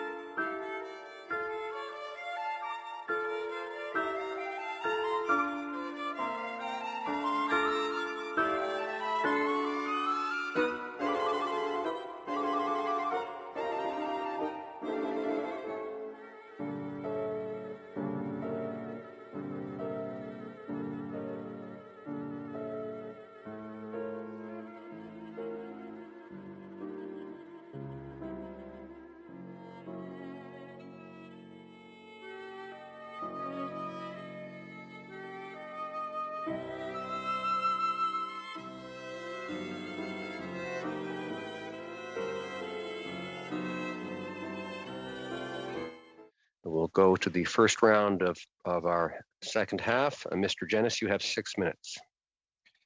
Thank you, Chair. Minister, you've implied that questions about cooperation between the Wuhan lab and the Winnipeg lab are local decisions better directed to lab officials. So I just want to ask you, do you have an expectation, or do other members of Cabinet have an expectation that you would be briefed and consulted about research cooperation with foreign militaries, or would you see those questions of research cooperation with foreign militaries as being ones to be made at the local level? Well, again, the lab plays a very important role in cooperating with research across the world, and of course has strict protocols in which to do so. Has a number of policies in place to protect, obviously, the intellectual property and national security interests. And so the lab undergoes a thorough process, as Dr. Poliquin has said. Yeah. Minister, sorry, if I could just sharpen the question, because it was a very specific question.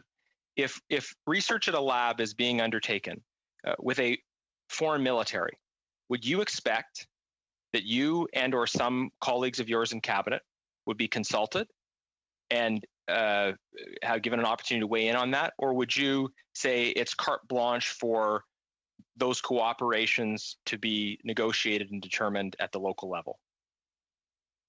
Well, again, I think to the specifics of how the proposed research collaborations are screened, I will turn to Dr. Poliquin. No, Minister, it is a question of government policy. And I want to know your expectation. Do you expect to be consulted as the Minister for Health if a high security lab in Canada is considering cooperation with a foreign military? Well, indeed, high security labs cooperate with each other on a regular basis so that they can further the research on the number of study areas that they pursue. Perhaps Dr. Poliquin could speak about some of the processes. Minister, we're not getting an answer, but I think the record shows that, so I'll move on.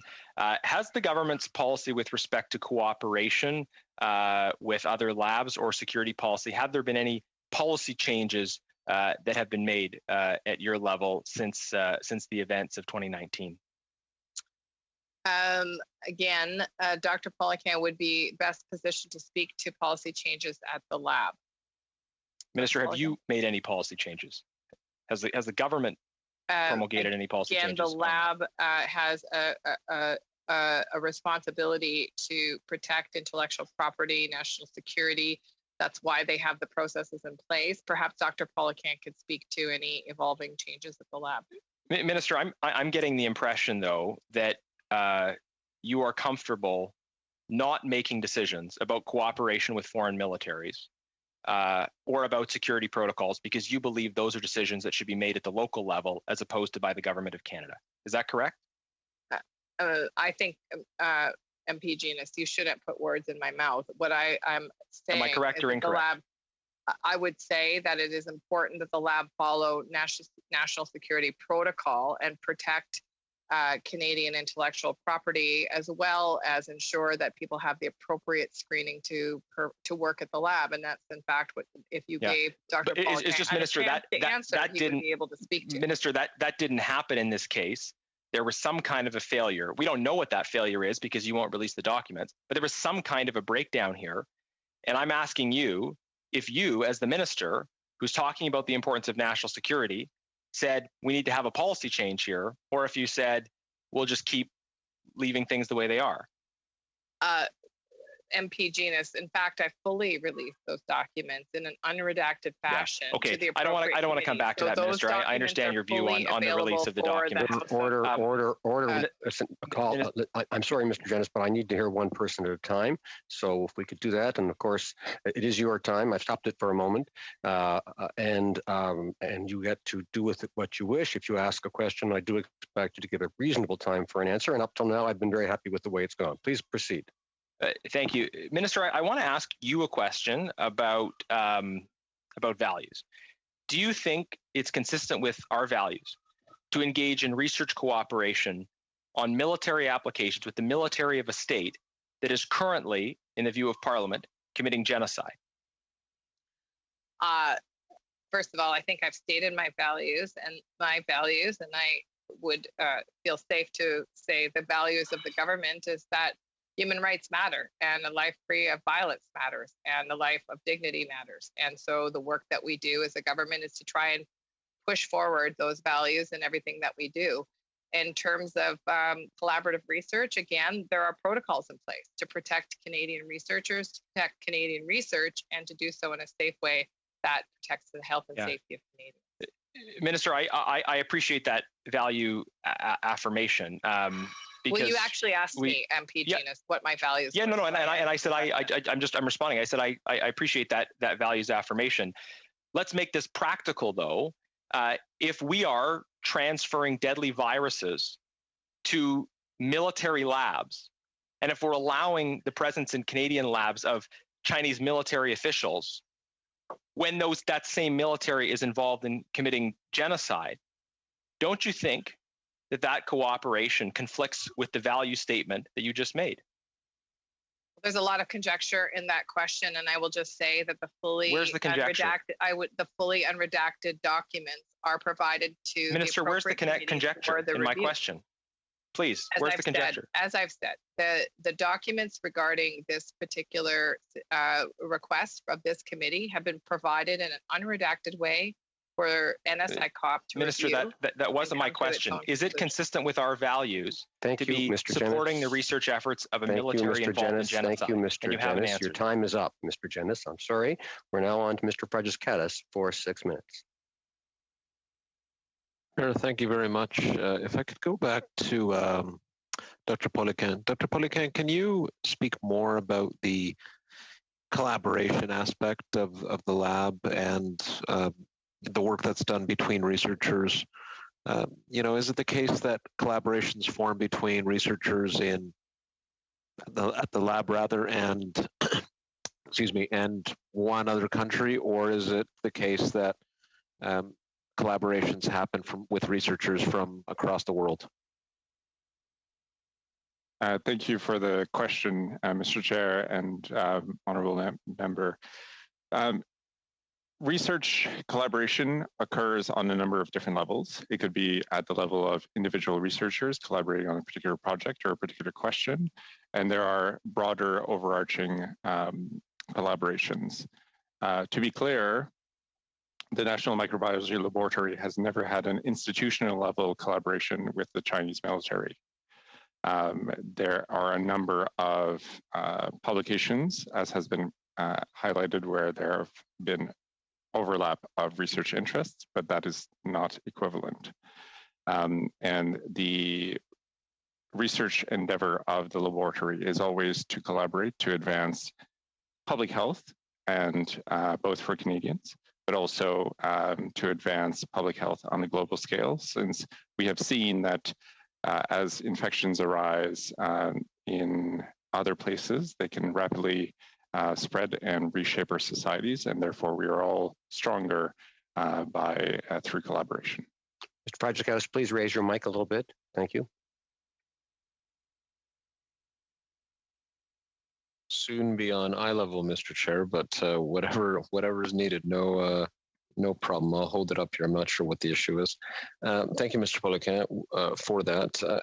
And this has been touched on, but I wanted to be direct about it. And forgive me, maybe a direct answer has been provided already, but it's about research itself. How is it being kept safe and secure? What can you share about the rigorous protocols around that and how seriously that is taken at the laboratory? Again, I've been getting up and getting some water, coming back and forth, things like that. So if it has been put on the record already, my apologies. But so far, I haven't heard a direct answer on that, so it would be helpful.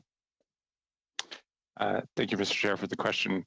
Some of the protocols that are in place are sensitive by their nature, and therefore not at a liberty to necessarily disclose them in detail. But what I can say is that we look at security through a number of lenses.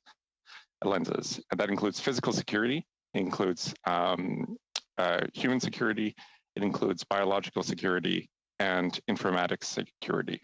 And all of those are overseen and reviewed on an ongoing basis to ensure that they are fit for purpose and that they are meeting the needs of the evolving environment.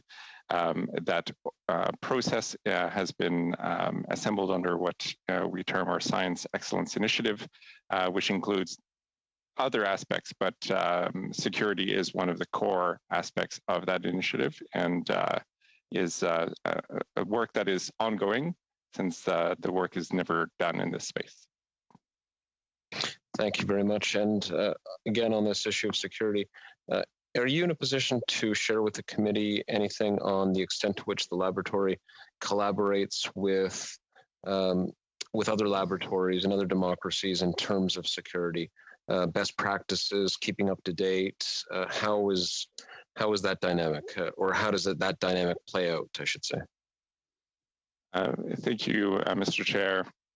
There is a number of, so collaboration, as we mentioned, is an essential part of it, and that includes the sharing of best practice and is essentially a community of practice in many ways, particularly when we think about the high containment laboratories.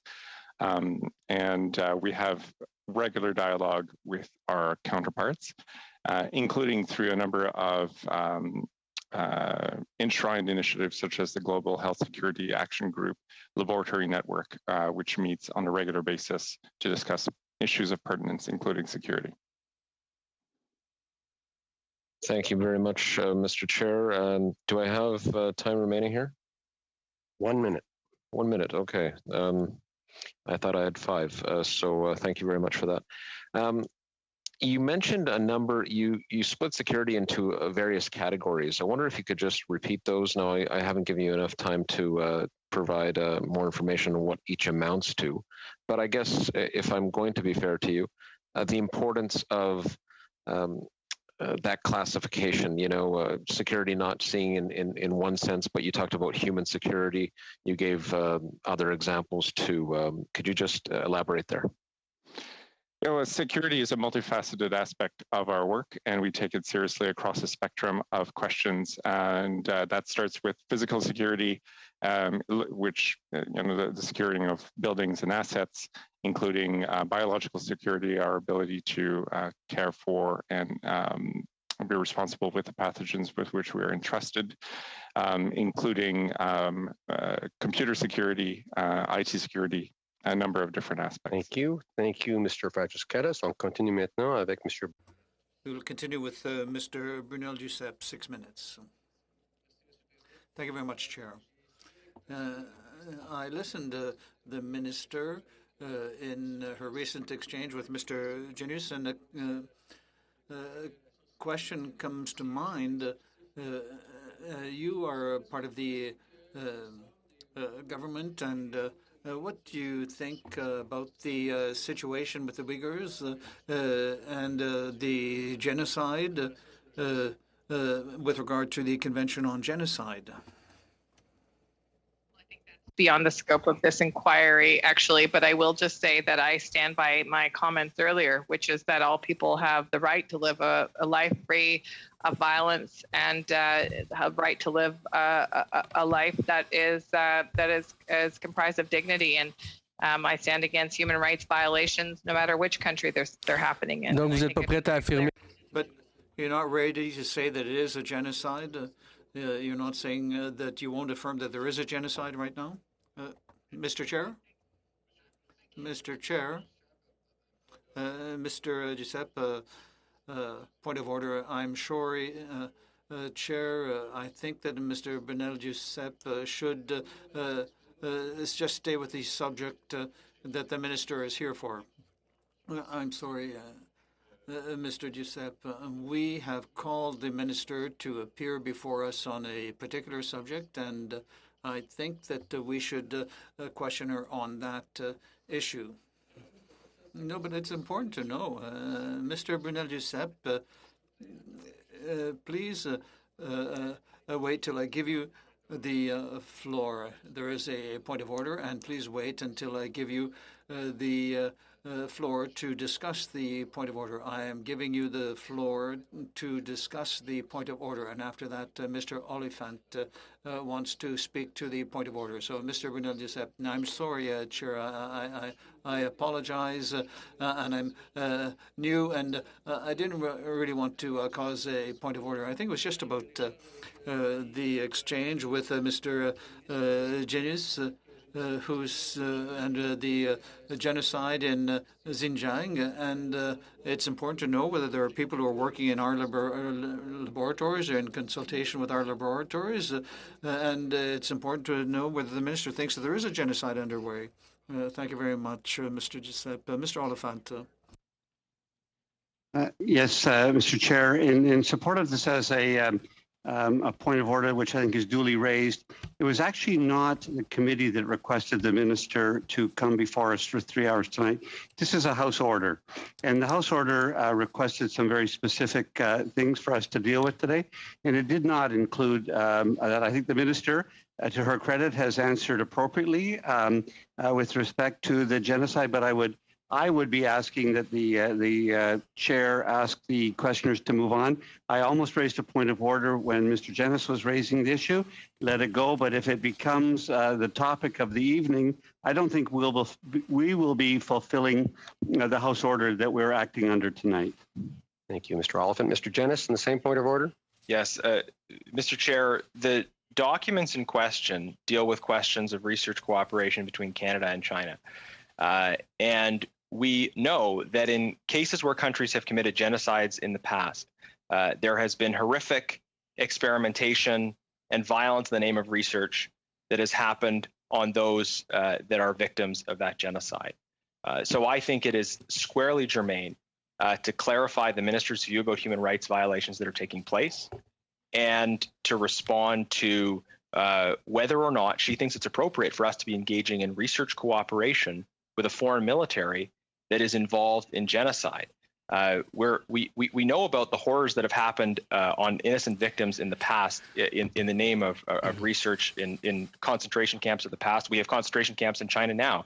This is the question. I think it's duly raised and should be very much allowed. Thank you, Mr. Genus. Alors, lors du... So, the order from the House says that the minister should appear before the committee for at least 3 hours during a televised meeting with the purpose of discussing the documents in question and the information contained in those documents. The Minister of Health shall be ordered to appear before the special committee for at least 3 hours at a televised meeting to be held within 2 weeks of the adoption of this order to discuss the documents and the matters referred to in them. Alors, je demande que... So I would ask that members bear that in mind, and I give the floor back to Mr. Brunel-Duceppe, and I would ask him to restrict himself to this topic. Thank you very much. We didn't get the answer we wanted, but Minister, since the beginning, you keep saying that you have transmitted the documents to the NSICOP, and do you know whether why the Bloc Québécois is not has no member on the national the NSICOP? Speak to how the membership is comprised. No, okay. Yes, but Minister, you said that that committee reflected the political parties in the House, but the second largest opposition party is not represented on that committee, and I don't understand your logic. That committee has the appropriate clearance to be able to review these documents in a way that protects Canadian safety and national security. And the documents have been provided to that committee fully unredacted. Bon, parfait. À ce moment-là, So, would suggest that you should no longer use the argument that that committee represents all parties in the House, and it's not true, actually. And that's just why I wanted to point that out, just to help you realize that. In some of the documents provided to the committee, we see that the PHAC adopted a new policy on scientific cooperation in 2019. Was that in response to the problems with Ms. Q and Mr. Chen?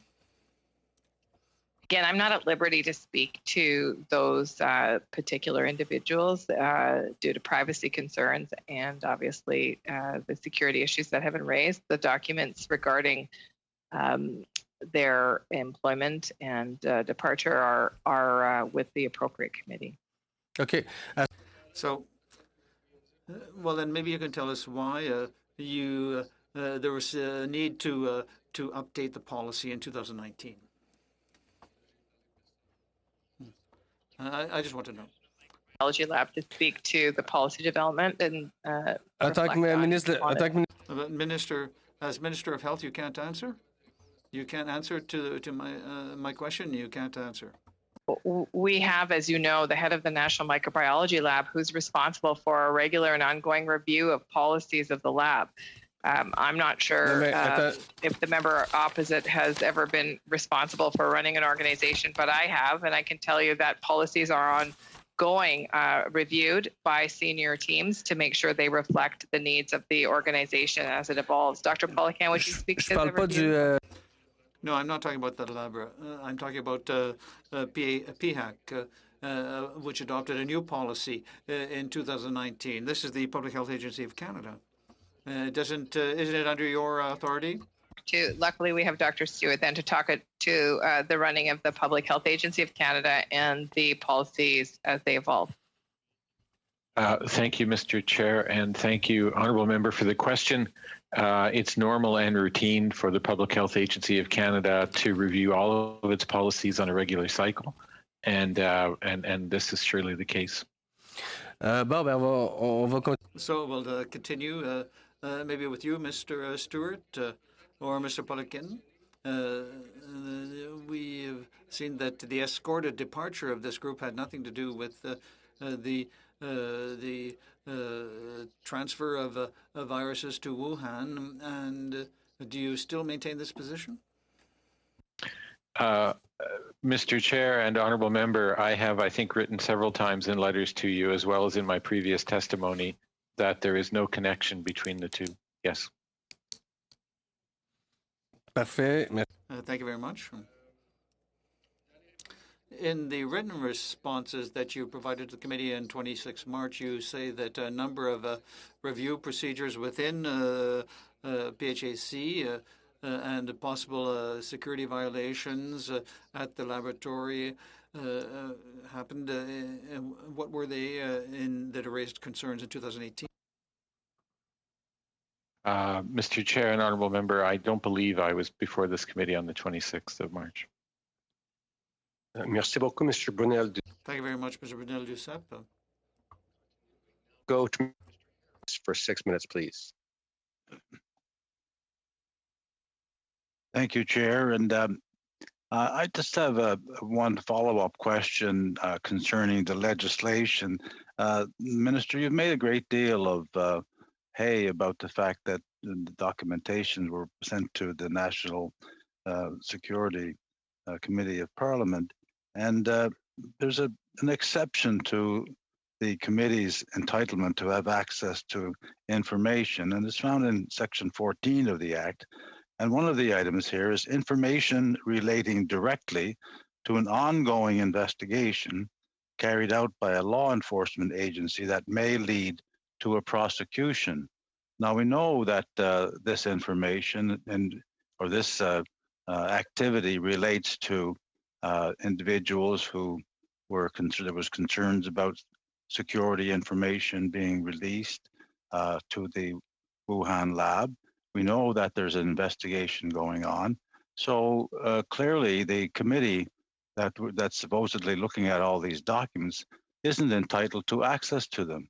So how can it be that this is an appropriate body to provide information to, in the expectation that somehow or other this is going to be all reviewed and looked after, and determinations made that this committee is interested in pursuing, if they're not entitled to have access to those documents?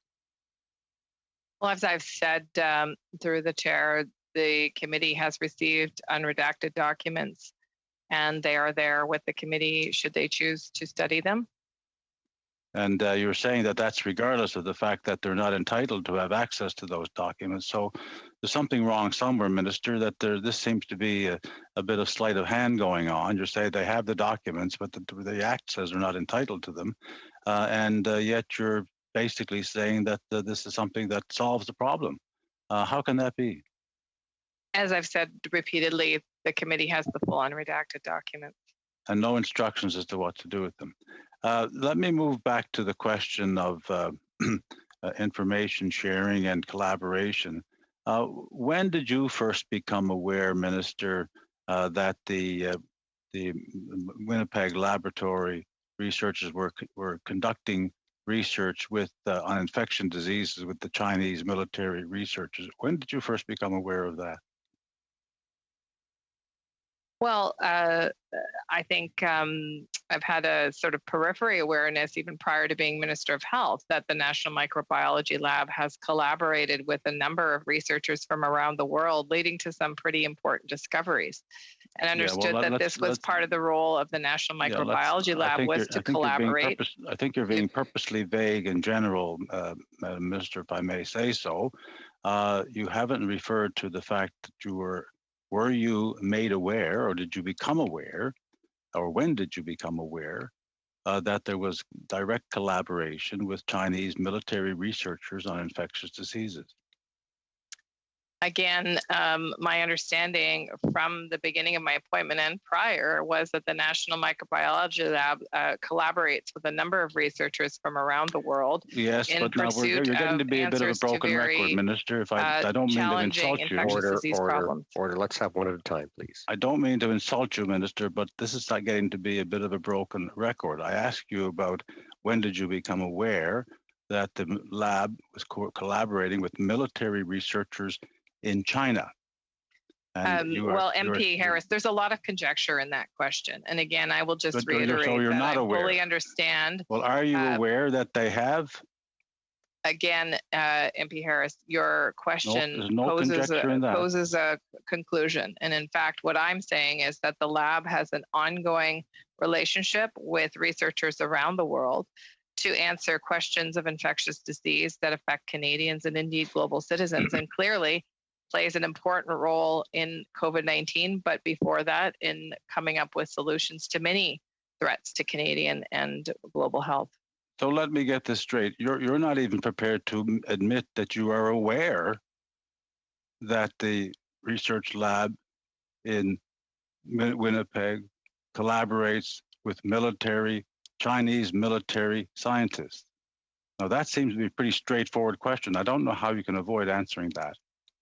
Well, I can yet again reiterate that the National Microbiology Lab collaborates with a number of researchers from around the world, all with the goal of ensuring that we have the best possible knowledge and contributions to science that helps protect global and Canadian health. Maybe I can help you out if you want to answer a yes or no question. Are you aware of whether any of that number are Chinese military researchers? Again, Mr. Harris, as I said, the lab has a very important role in protecting Canadians' health by producing research, collaborating on research that unlocks the mystery of infectious disease, treatments for that infectious disease, how to prevent the spread, and how to better understand these viruses that pose such a threat to all of our health.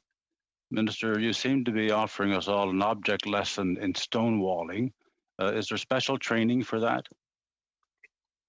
I assume that question is sarcasm, and I will just say that I'm answering to the best of my ability and have fully provided unredacted documents to the appropriate committee. Thank you. Point of order, Mr. Oliphant. Yes, again, I would ask the chair to remind the committee of decorum, that there is very much in the standing orders the expectation that respect will be accorded to any witness, whether they're a minister of the Crown or not. And earlier in the questioning, it was there was an accusation of being deliberately avoiding saying something, and I think actually that is not parliamentary. And I would just ask that all the members be reminded by the chair about decorum being very important in committee and respect being accorded. We'll remember the same as in the House of Commons. People may not like the answer, but the answer belongs to the person answering the question. It doesn't belong to the person asking the question. Thank you, Mr. Oliphant. Mr. Harrison, the same point of order. Yes, Chair. I do not think it's unparliamentary to suggest to a witness that she or he is deliberately avoiding answering the question, because I think that was clearly obvious, I suppose, and maybe stating the obvious is a bit much in some cases, but it's certainly not unparliamentary to do so when you ask one question and you get another answer, and you can point that out. And I think the decorum has been maintained. The fact of the matter is that we did have a witness who was stonewalling. Is just an adjective that is well known and understood, and I don't think there's anything wrong with pointing that out to a witness. I don't believe that the point of order is in fact valid. Thank you very much, Mr. Harris. So on the one hand, of course, we have the right of free expression of all members. Oh, I see Ms. Zan on the same point of order. Ms. Zan, please. Thank you. Thank you, Chair. And on that point of order, I would like to ask, is there a school that parliamentarians can go to learn how to be as rude as the ones tonight are being to this minister? And I, as a female, I'm really offended by their attitude and their mansplaining to our minister. Thank you. Thank you, Ms. Zan. So of course, members have the right of free expression, but of course, they also know that there are rules of decorum, and I expect them to stay within those rules. And as Mr. Oliphant points out, to show respect to all witnesses who come before the committee, at the same time as it's likely to be an adversarial. The House, of course, is an adversarial place, and there are differences of opinion. We try to express those while continuing to show respect. So, Mr. Harris, your time is concluded, if you don't mind, and I'm going to go on to Mr. Williamson for 5 minutes. We're going to the second round now. Mr. Williamson, please. Thank you very much, Mr. Chair, and Madam Minister. I do appreciate being here tonight. I know it's a long night, but I guess since some of the questions about policy aren't being answered as we'd like, maybe you can tell us kind of your philosophy on scientists. Is it your contention that scientists are scientists regardless of where they come from, and you have no concern, say, if a scientist comes from France or China, as we're talking on the Canada-China Committee, that these are people who are working for the betterment of mankind or humankind, and will do just that, and there's no security concern? Well, perhaps I'll start with, yes, there are scientists in every country, and I am sure there are good scientists and quote unquote less good scientists or bad scientists in every country. But I will say that the scientific tradition is one of collaboration. In fact, it's how we push the understanding of very challenging problems forward. And the world has accelerated collaboration during this time to understand COVID-19 and the tools that we all desperately need to get out of this global pandemic. Fair answer. I'm going to cut you off just because I've only got a few minutes. And I think based on your testimony tonight that it's your belief that the Winnipeg Labs makes decisions on foreign coordination based on protocols as it understands those protocols. That seems to be your testimony tonight.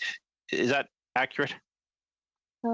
Again, the lab has specific policies and procedures in place to protect the national security and the health security of Canadians. And those procedures are in place and are used in a rigorous way to do so. Maybe Dr. Poliquin can speak more thoroughly about those procedures. Well, I'll come to that, because my next question is for Dr. Poliquin. Dr. Poliquin, in an earlier appearance with this committee, you told us that when determining intent, your lab relies on on the promissory note that you receive from the foreign institution.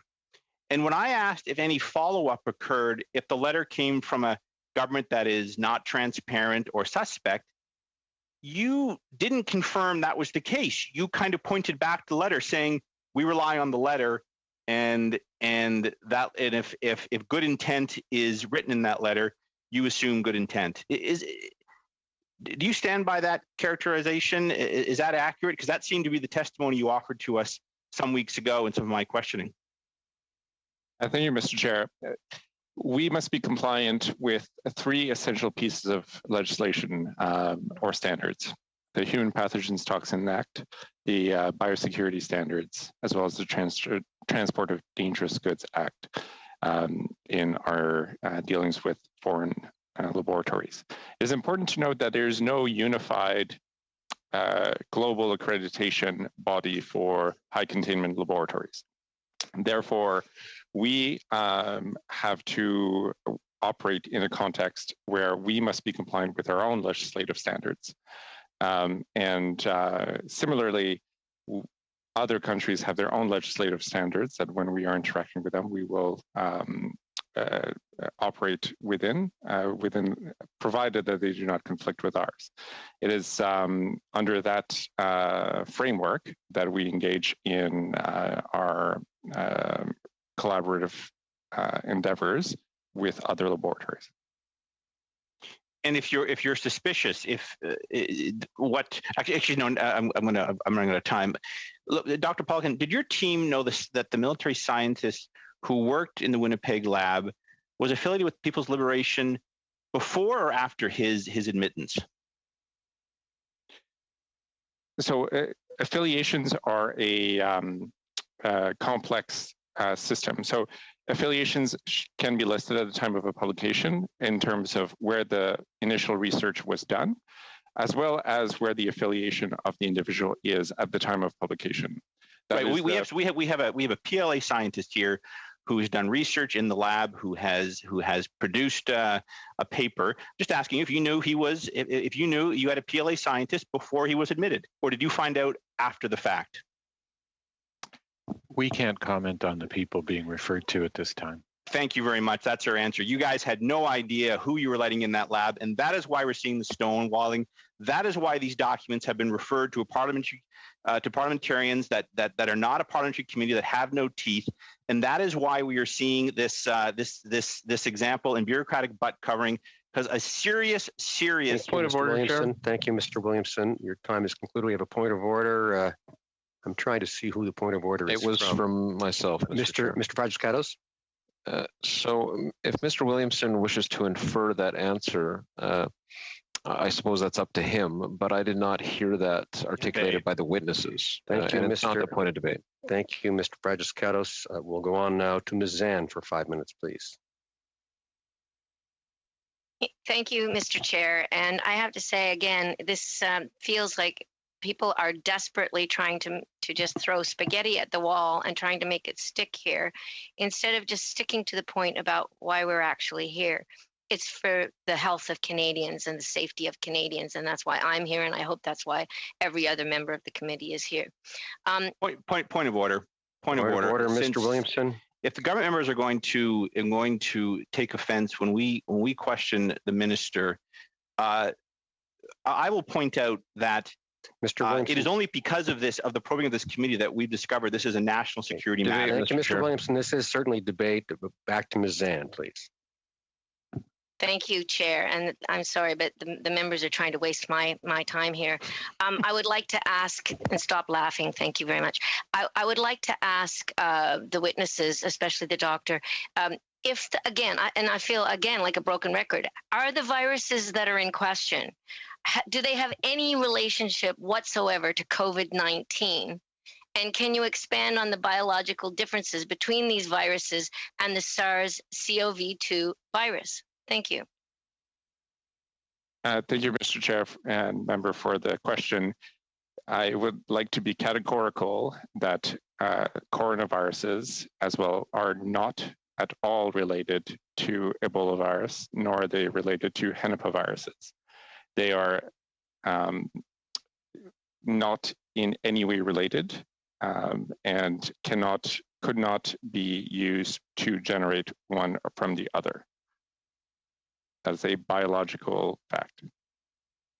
Thank you. So does it astound you that some of these politicians are constantly harping on about this particular issue when in fact the viruses have absolutely nothing to do with coronavirus? Thank you, Mr. Chair. It is, I'm aware that there's a number of reports that have been surfaced in a number of different media around the potential links amongst SARS-CoV-2 and different theories of origin. I think I would like to point all Canadians to find trustworthy sources of information when it comes to these questions. But I would like to reiterate that, in fact, yes, the coronavirus, Henipa, and Ebola viruses are not in any way related. Thank you. So in fact, they are basically conspiracy theories that are going around. Could you tell us also, is it common for the National Microbiology Lab to collaborate with laboratories outside of Canada? And how many other contained laboratories are there around the world that we work with? Thank you for the question.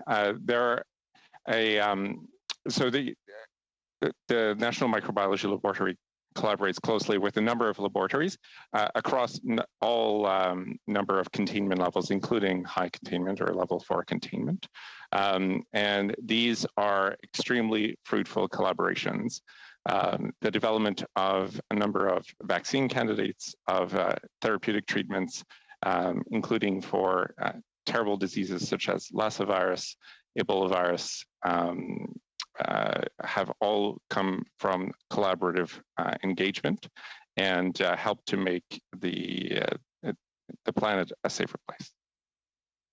Thank you. And I think I would be remiss if I didn't mention Dr. Bethune here, who certainly collaborated with a number of people to try and make life better for many people, including the people of China. So is it also, can you tell me about material transfer agreements, and what are they and when are they actually used? Thank you for the question. A material transfer agreement is essentially an agreement that is put in place to help articulate an exchange of a material between two institutions. They can primarily are concerned with the protection of intellectual property rights, though they can also include additional clauses such as rights to redistribute or transfer of viruses, or of handling of these viruses. In the context of risk group 4 pathogens, it's important to know that most of the non-IP provisions are actually covered by other parts of the legislative requirements. And as a result, MTAs in this case are focused exclusively on IP rights as they pertain to the risk group 4 pathogens. Thank you very much. Thank you, Ms. Zan. That is your time. Et maintenant, continue avec Monsieur. We'll continue with Mr. Benoit-Giuseppe, 2 minutes, 30 seconds. Thank you very much, Chair. I think that Mr. Stewart, I don't think you understood my question earlier, because I didn't say that you appeared on 26 March. I said in the written replies that you provided to the committee on 26 March. Do you remember that? If I misheard or misunderstood you, my apologies, Honourable Member. I did actually think you said that I appeared on March 26th, and I know that I wasn't actually here on March 26th. So if I misunderstood, my apologies. So what was the question, sir? Perfect. So in the written replies that you provided to the committee on 26 March, you mentioned a number of processes for review within the PHAC begun in 2018 with regard to possible security violations. And what led you to undertake this review in 2018? Well, I think Mr. Chair and honorable member, as I mentioned, in government, everything's on cycles, and it's very normal that we instigate reviews. So it would depend on the particular item at hand. As it relates to the questions that we've been examining through the discussions of this committee, as you know from my past answers, I won't be able to respond any further in that area. Donc, vous pouvez pas nous dire. You can't tell us how many reviews there were, and you can't. You can say that there were reviews, but you can't say how many. Is this what I'm understanding? Well, if I remember, I said a number of reviews were undertaken, Mr. Chair, relating to possible breaches of security protocols, and No, that's. Ça, je sais, Monsieur Swiss. Yes, I know, but I don't want to interrupt you and be impolite, but how many? How many reviews in 2018? If you can say there were reviews, you can tell us how many there were. You're pointing out. Okay, vous êtes pas capable. Combien? So you can't tell us how many, and how many were concluded? How many are still underway? Mr. Chair and honorable member, this is a question of the nature that we've discussed in the past, and I'm not at liberty to answer these questions. Well, okay. What led PHAC to look into these possible security violations at the National Microbiology Laboratory? Je sens que j'aurais pas de réponse. I don't know if you can answer. Honorable member, thank you for the question. I'm not able to provide the answer to that question. Thank you, sir. Bon, peut-être que la Maybe the minister could answer. Can you answer, Minister? As President Stewart has responded, he would be the best person to answer that question. Okay, no, Mike. So there's nobody that can answer.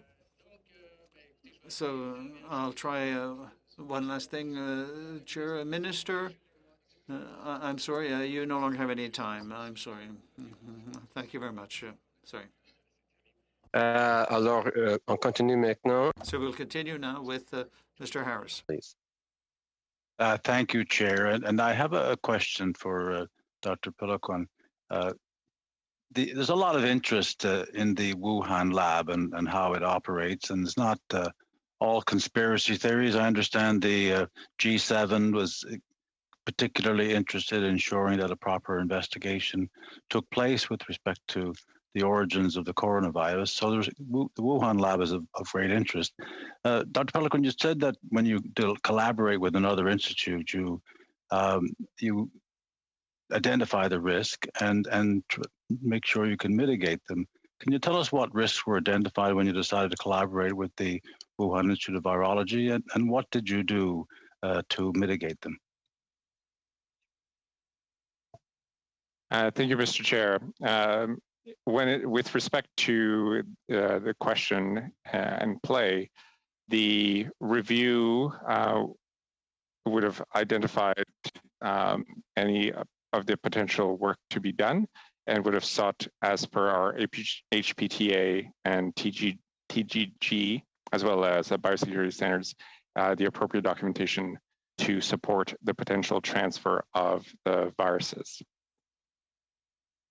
And so this was only in relation to transportation of the virus. The only risk assessment that you did had to do with the transportation of viruses, not what happened to them when they got there or how well they were protected or anything like that. So the ability to safely handle a pathogen in its appropriate risk group category is one of the essential pieces that we must satisfy ourselves prior to transfer. So you were quite satisfied that the practices and the protocols and everything else that would happen at the Wuhan Institute of Virology were in keeping with the standards that you have established for yourself. So to be clear, there's no global accreditation system for high containment laboratories. So within the requirements that are applied to us as an institution, we did our due diligence. So there were no risks that needed to be mitigated. Is that the conclusion that you reached? the transfer of a high containment pathogen has a series of risks, including during the transportation event. Of course, the transportation is clearly Harris, important. I'm sorry, but you had no concerns about what would happen when they were there. Thank you, Mr. Harris. Your time is concluded, and we'll go on now to Mr. Chong for 5 minutes, please. Thank you, Mr. Chair.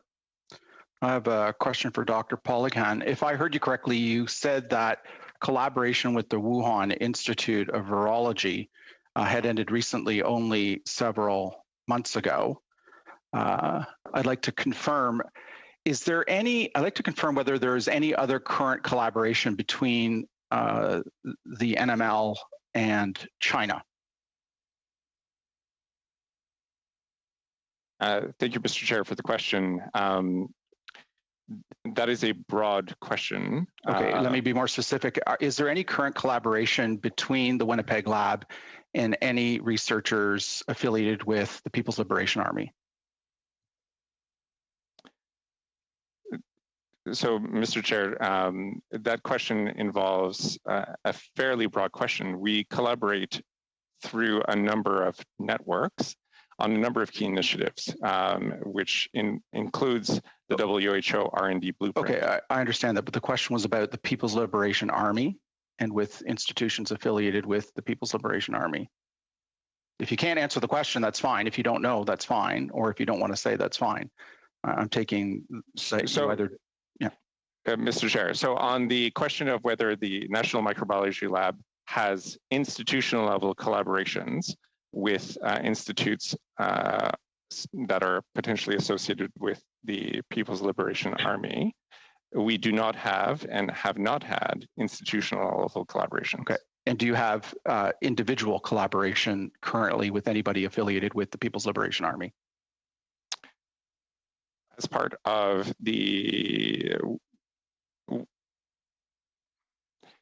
Mr. Chair, that question is difficult to answer because of, as I've stated before, there are a number of large-scale collaborations as it pertains to the COVID-19 response. Okay, thank you.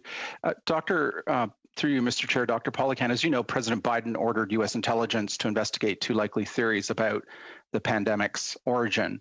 One is that it emerged from human contact with an infected animal. The other is that it was an accident at the Wuhan Institute of Virology. The Minister of Foreign Affairs has indicated the government of Canada supports this U.S. investigation. Given that the Wuhan lab and your lab worked closely together till recently, are you assisting U.S. investigators in the investigation? Mr. Chair, the government of Canada has been clear that it supports a thorough investigation into the origins of the COVID-19 pandemic. And there are 4 potential hypotheses that have been advanced.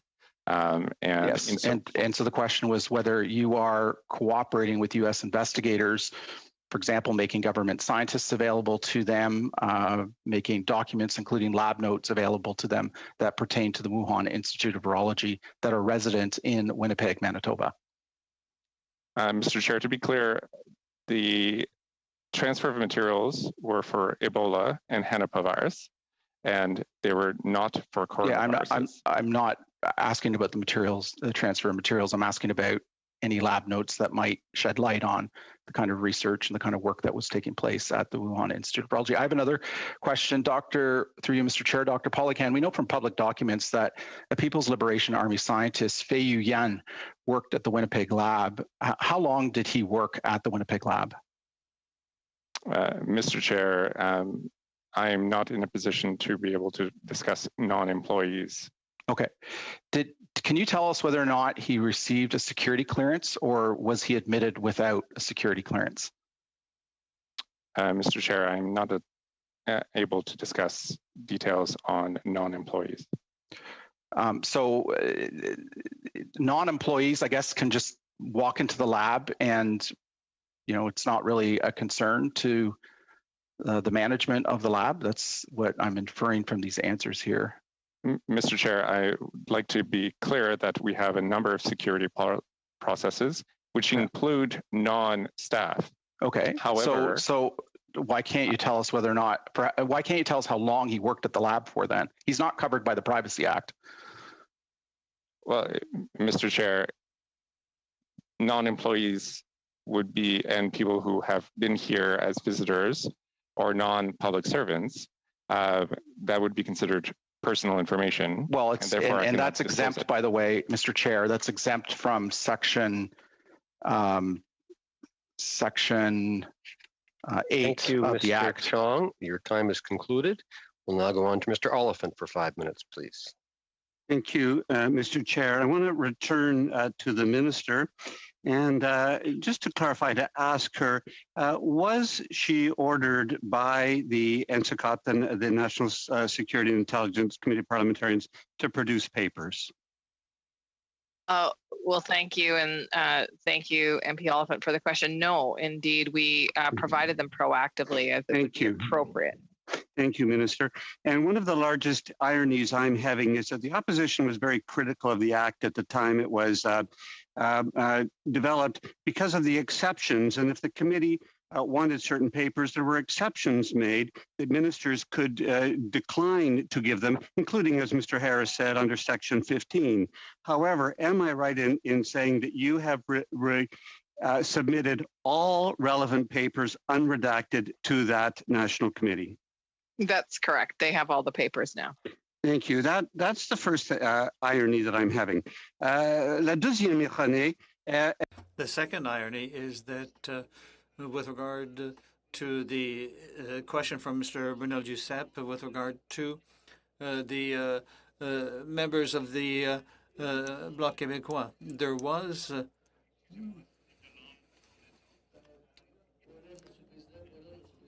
de la comité. Point of order, Minister. The member from Saint-Jean. Démissionné. I think Mr. Oliphant can hear. Mr. Oliphant, can you hear me? Maintenant, il n'y a pas un membre. Order, order. Mr. Oliphant, Mr. Oliphant, Mr. Oliphant, can you hear me? Yes. Please, order. We have a point of on point d'ordre, Monsieur. We have a point of order from Mr. Brunel Giuseppe. Mr. Oliphant, do you want to, do you need a new headset? Because you weren't able to hear the chair. And Mr. Oliphant, you're making a comment on my question, which is off topic, and I'd like to stay on the subject that we're supposed to be dealing with. Thank you very much, Mr. Brunel Giuseppe. Mr. Dubourg, and a moment, Mr. Dubourg. Mr. Dubourg. Chair, I know that Mr. Brunel Giuseppe is not someone who's familiar with the workings of the committee, but Mr. Oliphant is talking about NSICOP with regard to the question that Mr. Brunel Giuseppe raised about there being no member from the Bloc Québécois on the NSICOP. So I don't know why he's saying that Mr. Oliphant is off topic. Thank you very much, Mr. Dubourg. Mr. Harris. You have a different point of order. Yes, my point of order is a technical one. I thought Mr. Brunel Doucette was raising it because I was unable to hear what Mr. Oliphant was saying because I think he was speaking through the English mic and the French and English was coming together, and I couldn't hear either language. And I thought Mr. Brunel was having the same trouble, so I couldn't get anything that Mr. Oliphant was saying. Madam Clerk, can we check on, do we have any indication from the interpreters or the technicians that there's an issue that they can correct? Mr. Chair, that was my mistake because I was on the English channel and I was speaking French and I heard both languages at the same time. So I moved to get rid of my English, and so that was my mistake. Thank you. So I can order. Okay, thank you, Mr. Oliphant. So I hopefully that will correct the issue with the language. Of course, I did earlier, of course, read the section under which this meeting is being held. And Mr. Oliphant, I'll go back to you to proceed. Thank you, Mr. Chair. The point I was raising was an irony that earlier in the meeting, Mr. Brunel Doucette had raised the problem of the minister who proactively referred these documents to the NSICOP, and yet he was concerned because there was not a member of the Bloc Québécois on it. I wanted to actually raise the irony of that because there was a member of the Bloc Québécois nominated by their party, appointed by the Ordering Council on recommendation of the Prime Minister, yet the member for Saint-Jean quit the committee.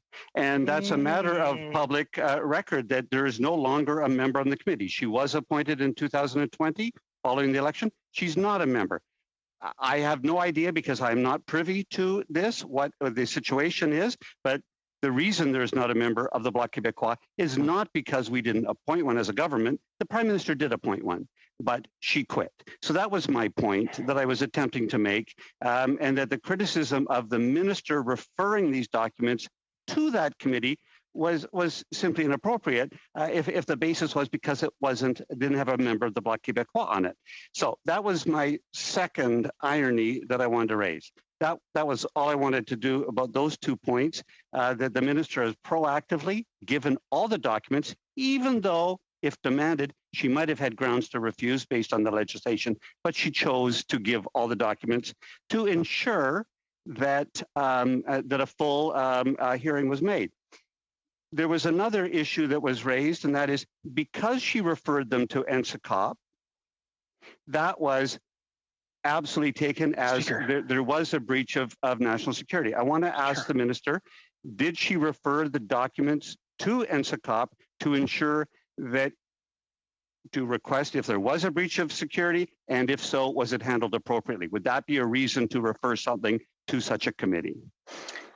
Well, of course, thank you very much for the question. And of course, I can't comment about what's in the documents, but the documents have items that are considered to be issues of privacy and issues of national security. And so that is why the documents are with that committee, because of course, as you well know, probably better than I, the process for that committee requires not only a specific security clearance, but an adherence to a commitment to keeping some of these details private.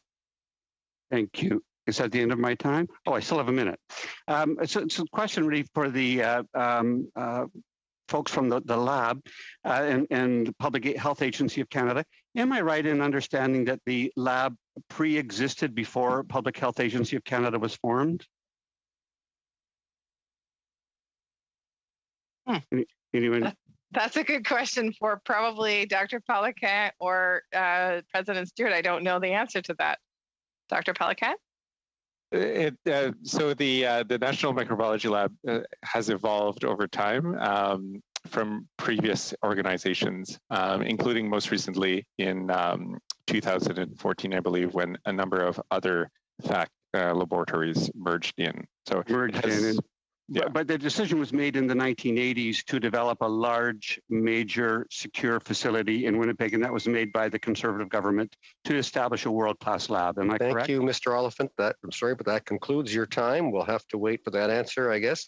We'll now go on to the subsequent round and to Mr. Chong for 5 minutes, please. Thank you, Mr. Chair. We, as you know, Mr. Chair, are permitted to use the time allocated to us for questions or comments. And so, Mr. Chair, I'd like to let you know that I'd like to use my 5 minutes not for questions to our witnesses, but for commentary about the matter at hand, which I am permitted to do under the rules. There has been plenty of talk of NSICOP at this committee. NSICOP is not a committee of Parliament. Not only is it not a committee of Parliament, MPs and senators on that committee actually give up their parliamentary rights. Its members and its chair are hired and fired by the Prime Minister. Any minister has the right to refuse the committee information and block a committee's review. And the Prime Minister has the right, the power, to change committee reports before they are made public. So it's clearly the wrong committee to hold the government accountable for national security breaches. It's akin to putting the fox in charge of the henhouse. And it's not the same committee, as was previously mentioned today, as committees in other countries like the United Kingdom. The United Kingdom Intelligence and Security Committee is a committee of Parliament. Its members are confirmed by the House of Commons, not the Prime Minister. It has substantial powers to compel the government to provide it with information. and it has full power to produce reports and to access information concerning national security. The Minister of Health and the Public Health Agency of Canada are defying an order of the House of Commons dated June 2nd, 2021. That order in Clause A said, and I quote, "These documents shall be deposited with the law clerk and parliamentary council in both official languages within 48 hours of the adoption of this order." That was to have been completed by Friday, June the 4th. That deadline passed, and the government did not comply with the order. The Minister of Health and the Public Health Agency of Canada failed to deposit these documents with the law clerk and parliamentary council by the end of day, Friday, June 4th, as the order required.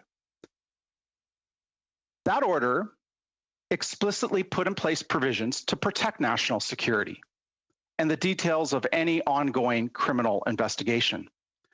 The order said, and I quote in Clause D, quote, "The law clerk and parliamentary council shall confidentially review the documents with a view to redacting information, which, in his opinion, could reasonably be expected to compromise national security or reveal details of an ongoing criminal investigation other than the existence of an investigation," end quote.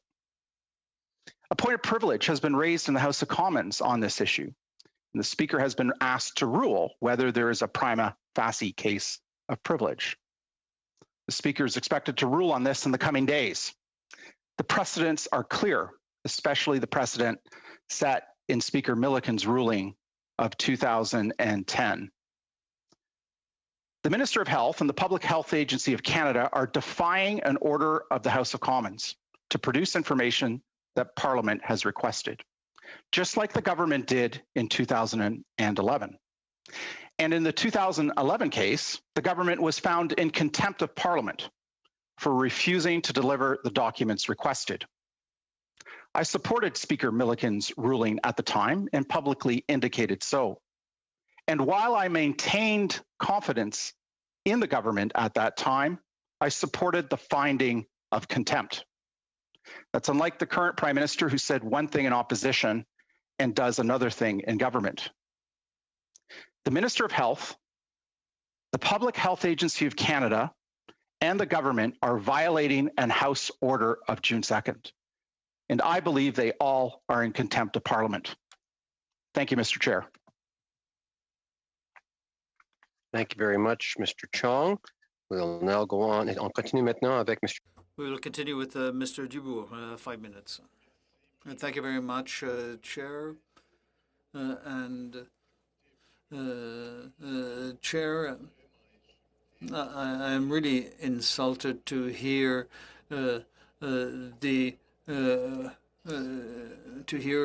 members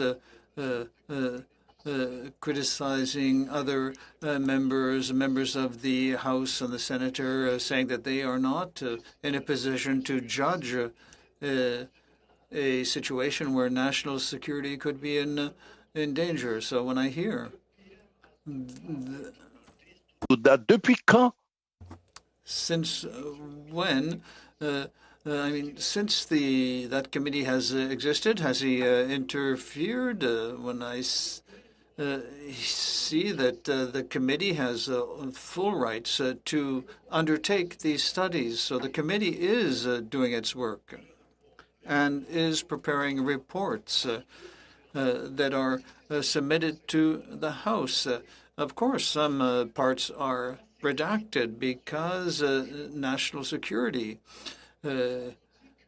is concerned. So when I hear members say they're giving up their immunity, it's not true.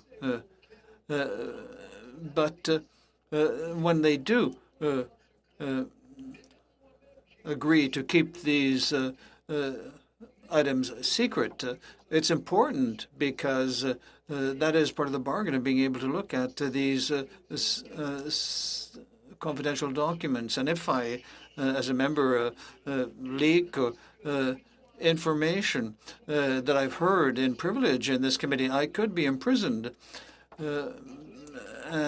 So I can't talk about the discussions of that committee. And even after I leave politics, I will still be subject to this requirement for confidentiality. And do you think that the members of the committee or former members, do you think we don't understand the role that we have? And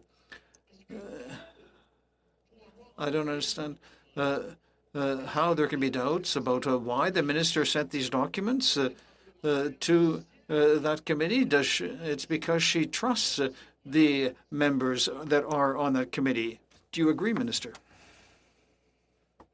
Thank you very much. And MP Dubourg, you've really explained the special nature of this committee, that it's not just a matter of now that they have clearance for the appropriate level of security to review these documents, but it is in perpetuity. And so, of course, there are some things that need to be kept private. People's private information, for example. We've talked a lot publicly about the individuals, but of course, they are individuals that have a certain degree of right to privacy, as all employees do, as all people do. And so I think, again, it's very useful for you to explain the nature of that committee. And that's why we've released those documents fully unredacted to that committee, because the committee can review those documents with the appropriate clearance, and it will indeed protect the privacy considerations. It will protect considerations of national security, and it will give confidence to Canadians that we will follow the appropriate processes to handle information of this nature.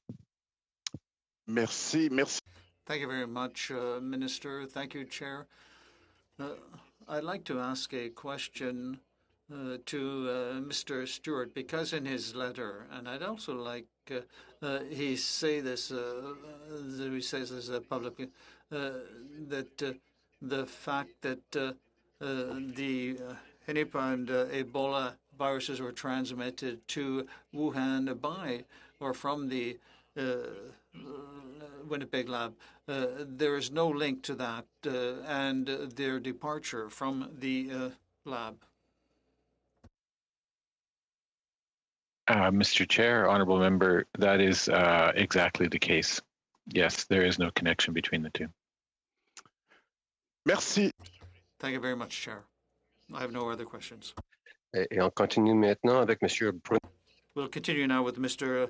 Brunel Giuseppe, 2.5 minutes. I'm going to come back to the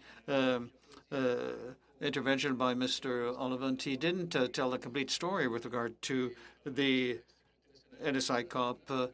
My colleague from Saint-Jean resigned from the committee in February 2020 for personal reasons, and since then she has not been replaced, despite a proposal from the Bloc. The government hasn't appointed anyone else. It's been a year now, and Mr. Ollivant is trying to use this withdrawal for personal reasons. She resigned for personal reasons, and I would like the committee to be representative of all members of all parties in the House.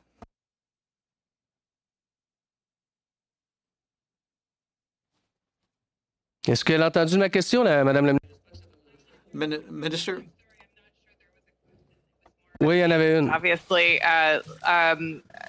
listen, I can't speak to obviously your member's reason for departing the committee, but I will just say that this is the appropriate committee for, as I've said before, reviewing documents of this nature. No, mais votre propre parti. No, but your party, your government has not named anybody from the Bloc to be a member of the committee to replace the first person. And something else. Last question, Minister. Do you think, Chair? There's a point of order. A point of order, Mr. Dubourg. No, it's just to I think members have to be careful with regard to their choice of words. I think there has to be respect. No, I apologize. Thank you very much. Chair, I have a question for the minister. If foreign representative or people from a government that is involved in genocide are working with the laboratory, does the minister agree with that? I'm sorry, I didn't understand the question. What's the question? La question. The question, I'll be happy to repeat. Would you agree that citizens of a government that is in the process of committing a genocide, would you agree that people from that are working with that government should be here collaborating and cooperating with our lab? Again, I think this question has been asked and answered. First of all, I'll just say that all human beings deserve to live a life. Non, elle n'a jamais été posée la question. C'est un cas de figure, là, madame. If a government. Would you like me to answer the question? Mais c'est parce que vous avez peut-être mal compris ma question, là. Order, please. Unfortunately, your time is up. Please. Thank you, Chair. And first of all, let me say that I want to thank Mr. Chong for his very clear and correct interpretation of the role of the NCCOP committee, the fact of its existence. I know there's a disagreement here between what's being said by the minister and by Mr. Dubord. But clearly, and according to the Act, it is not a committee of Parliament. It reports to the Prime Minister. It keeps secret all those things that the Minister and the Prime Minister do not want reported. And the order of the House was very clear that the documentation should go to the clerk, a law clerk of this committee of the House for his determination as to what's appropriate or not, and that procedure was there designed to do exactly what was pointed out. And I think it's also very clear that the government has not followed the order of the House as well. So that's on the record, and I want to thank Mr. Chong for elaborating that point and making it clear that what's being said here tonight is not correct in terms of the role of the NCCOP committee as being a committee of the government appointed to report to the Prime Minister and with the Prime Minister having control over the documentation and over the release of the report. I just, if I can briefly ask a single question to Mr. Dr. Péloquin, in addition to investigating the transportation with respect to of the viruses with respect to risk assessment, did they also do a risk assessment with respect to what goes on at the lab in Wuhan? Was that part of their risk assessment, and was there any necessity for mitigation as a result? Yes, as part of the, Mr. Chair, as part of the letter that was received by the Wuhan Institute of Virology articulating the reason for their request, it stipulated that the intended use was to develop medical countermeasures, and that there would be no further transfer of pathogens, and this would be for research only. Thank you, Mr. Harris. We now have about 7 or 8 minutes left. Mr. Genis, 4 minutes. Over to you, please. Minister, do you think it's a good idea for Canadian labs to be collaborating with the Chinese military? Again, let me just point to my earlier comment. Can you just answer the question, though, Minister? Do you think it's a good idea for Canadian labs to be collaborating with the Chinese military?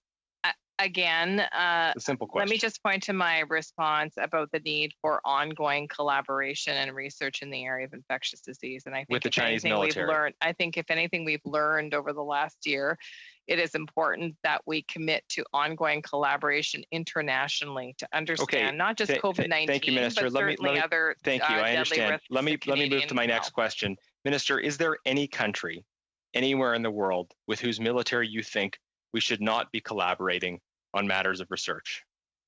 Again, I will speak to my overarching belief that, and not just belief, but of course, approach by scientists internationally to work together and to work together on pressing and urgent problems that are not only posing great risks to Canadian citizens, but international citizens. And I will also speak to the incredible work on vaccine development that was really as a result Minister, of international this is not collaboration. This is not the question I'm asking, Minister. As a government and it's my time, so let me ask another question, Minister. You're not answering the question that I'm asking at all. Order. Could I have one at a time, please? Thank you, Mr. Chair. I would love to be able to answer the question, Mr. Chair. Minister, we're not talking about general research cooperation among civilians. We're talking about a military that is in the process of committing, according to the House of Commons, a genocide. Members of this committee and the public understand that viruses can be used in military applications. The government of China is involved in gross violations of human rights, and it's taking an aggressive posture towards us and our allies. And yet, you seem comfortable with us cooperating in terms of virology research with the Chinese military. So let me ask again, are you prepared to put in place a policy? I don't know if a witness can have a point of order, but I think it's inappropriate for the member to suggest that I have said something that I have not. Okay, Minister, I will finish my question and give you the balance of my time. Viruses can be used in military applications.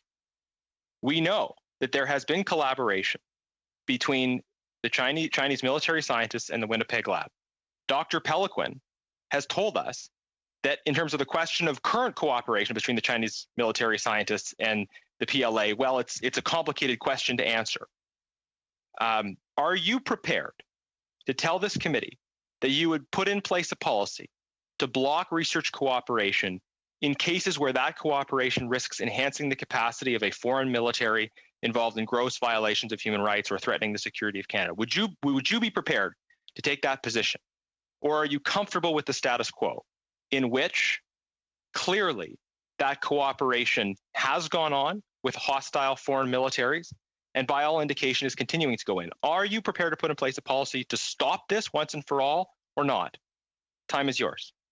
Okay, well, I will turn to Dr. Pelequin to talk about the extensive No, Minister, I want you to answer. You wanted to speak. I want you to answer the question. The member of Parliament gave me time to do as a wish. Minister, it is my time, and I want you to answer the question. Are you prepared to put in place a policy to stop this very dangerous situation for our country?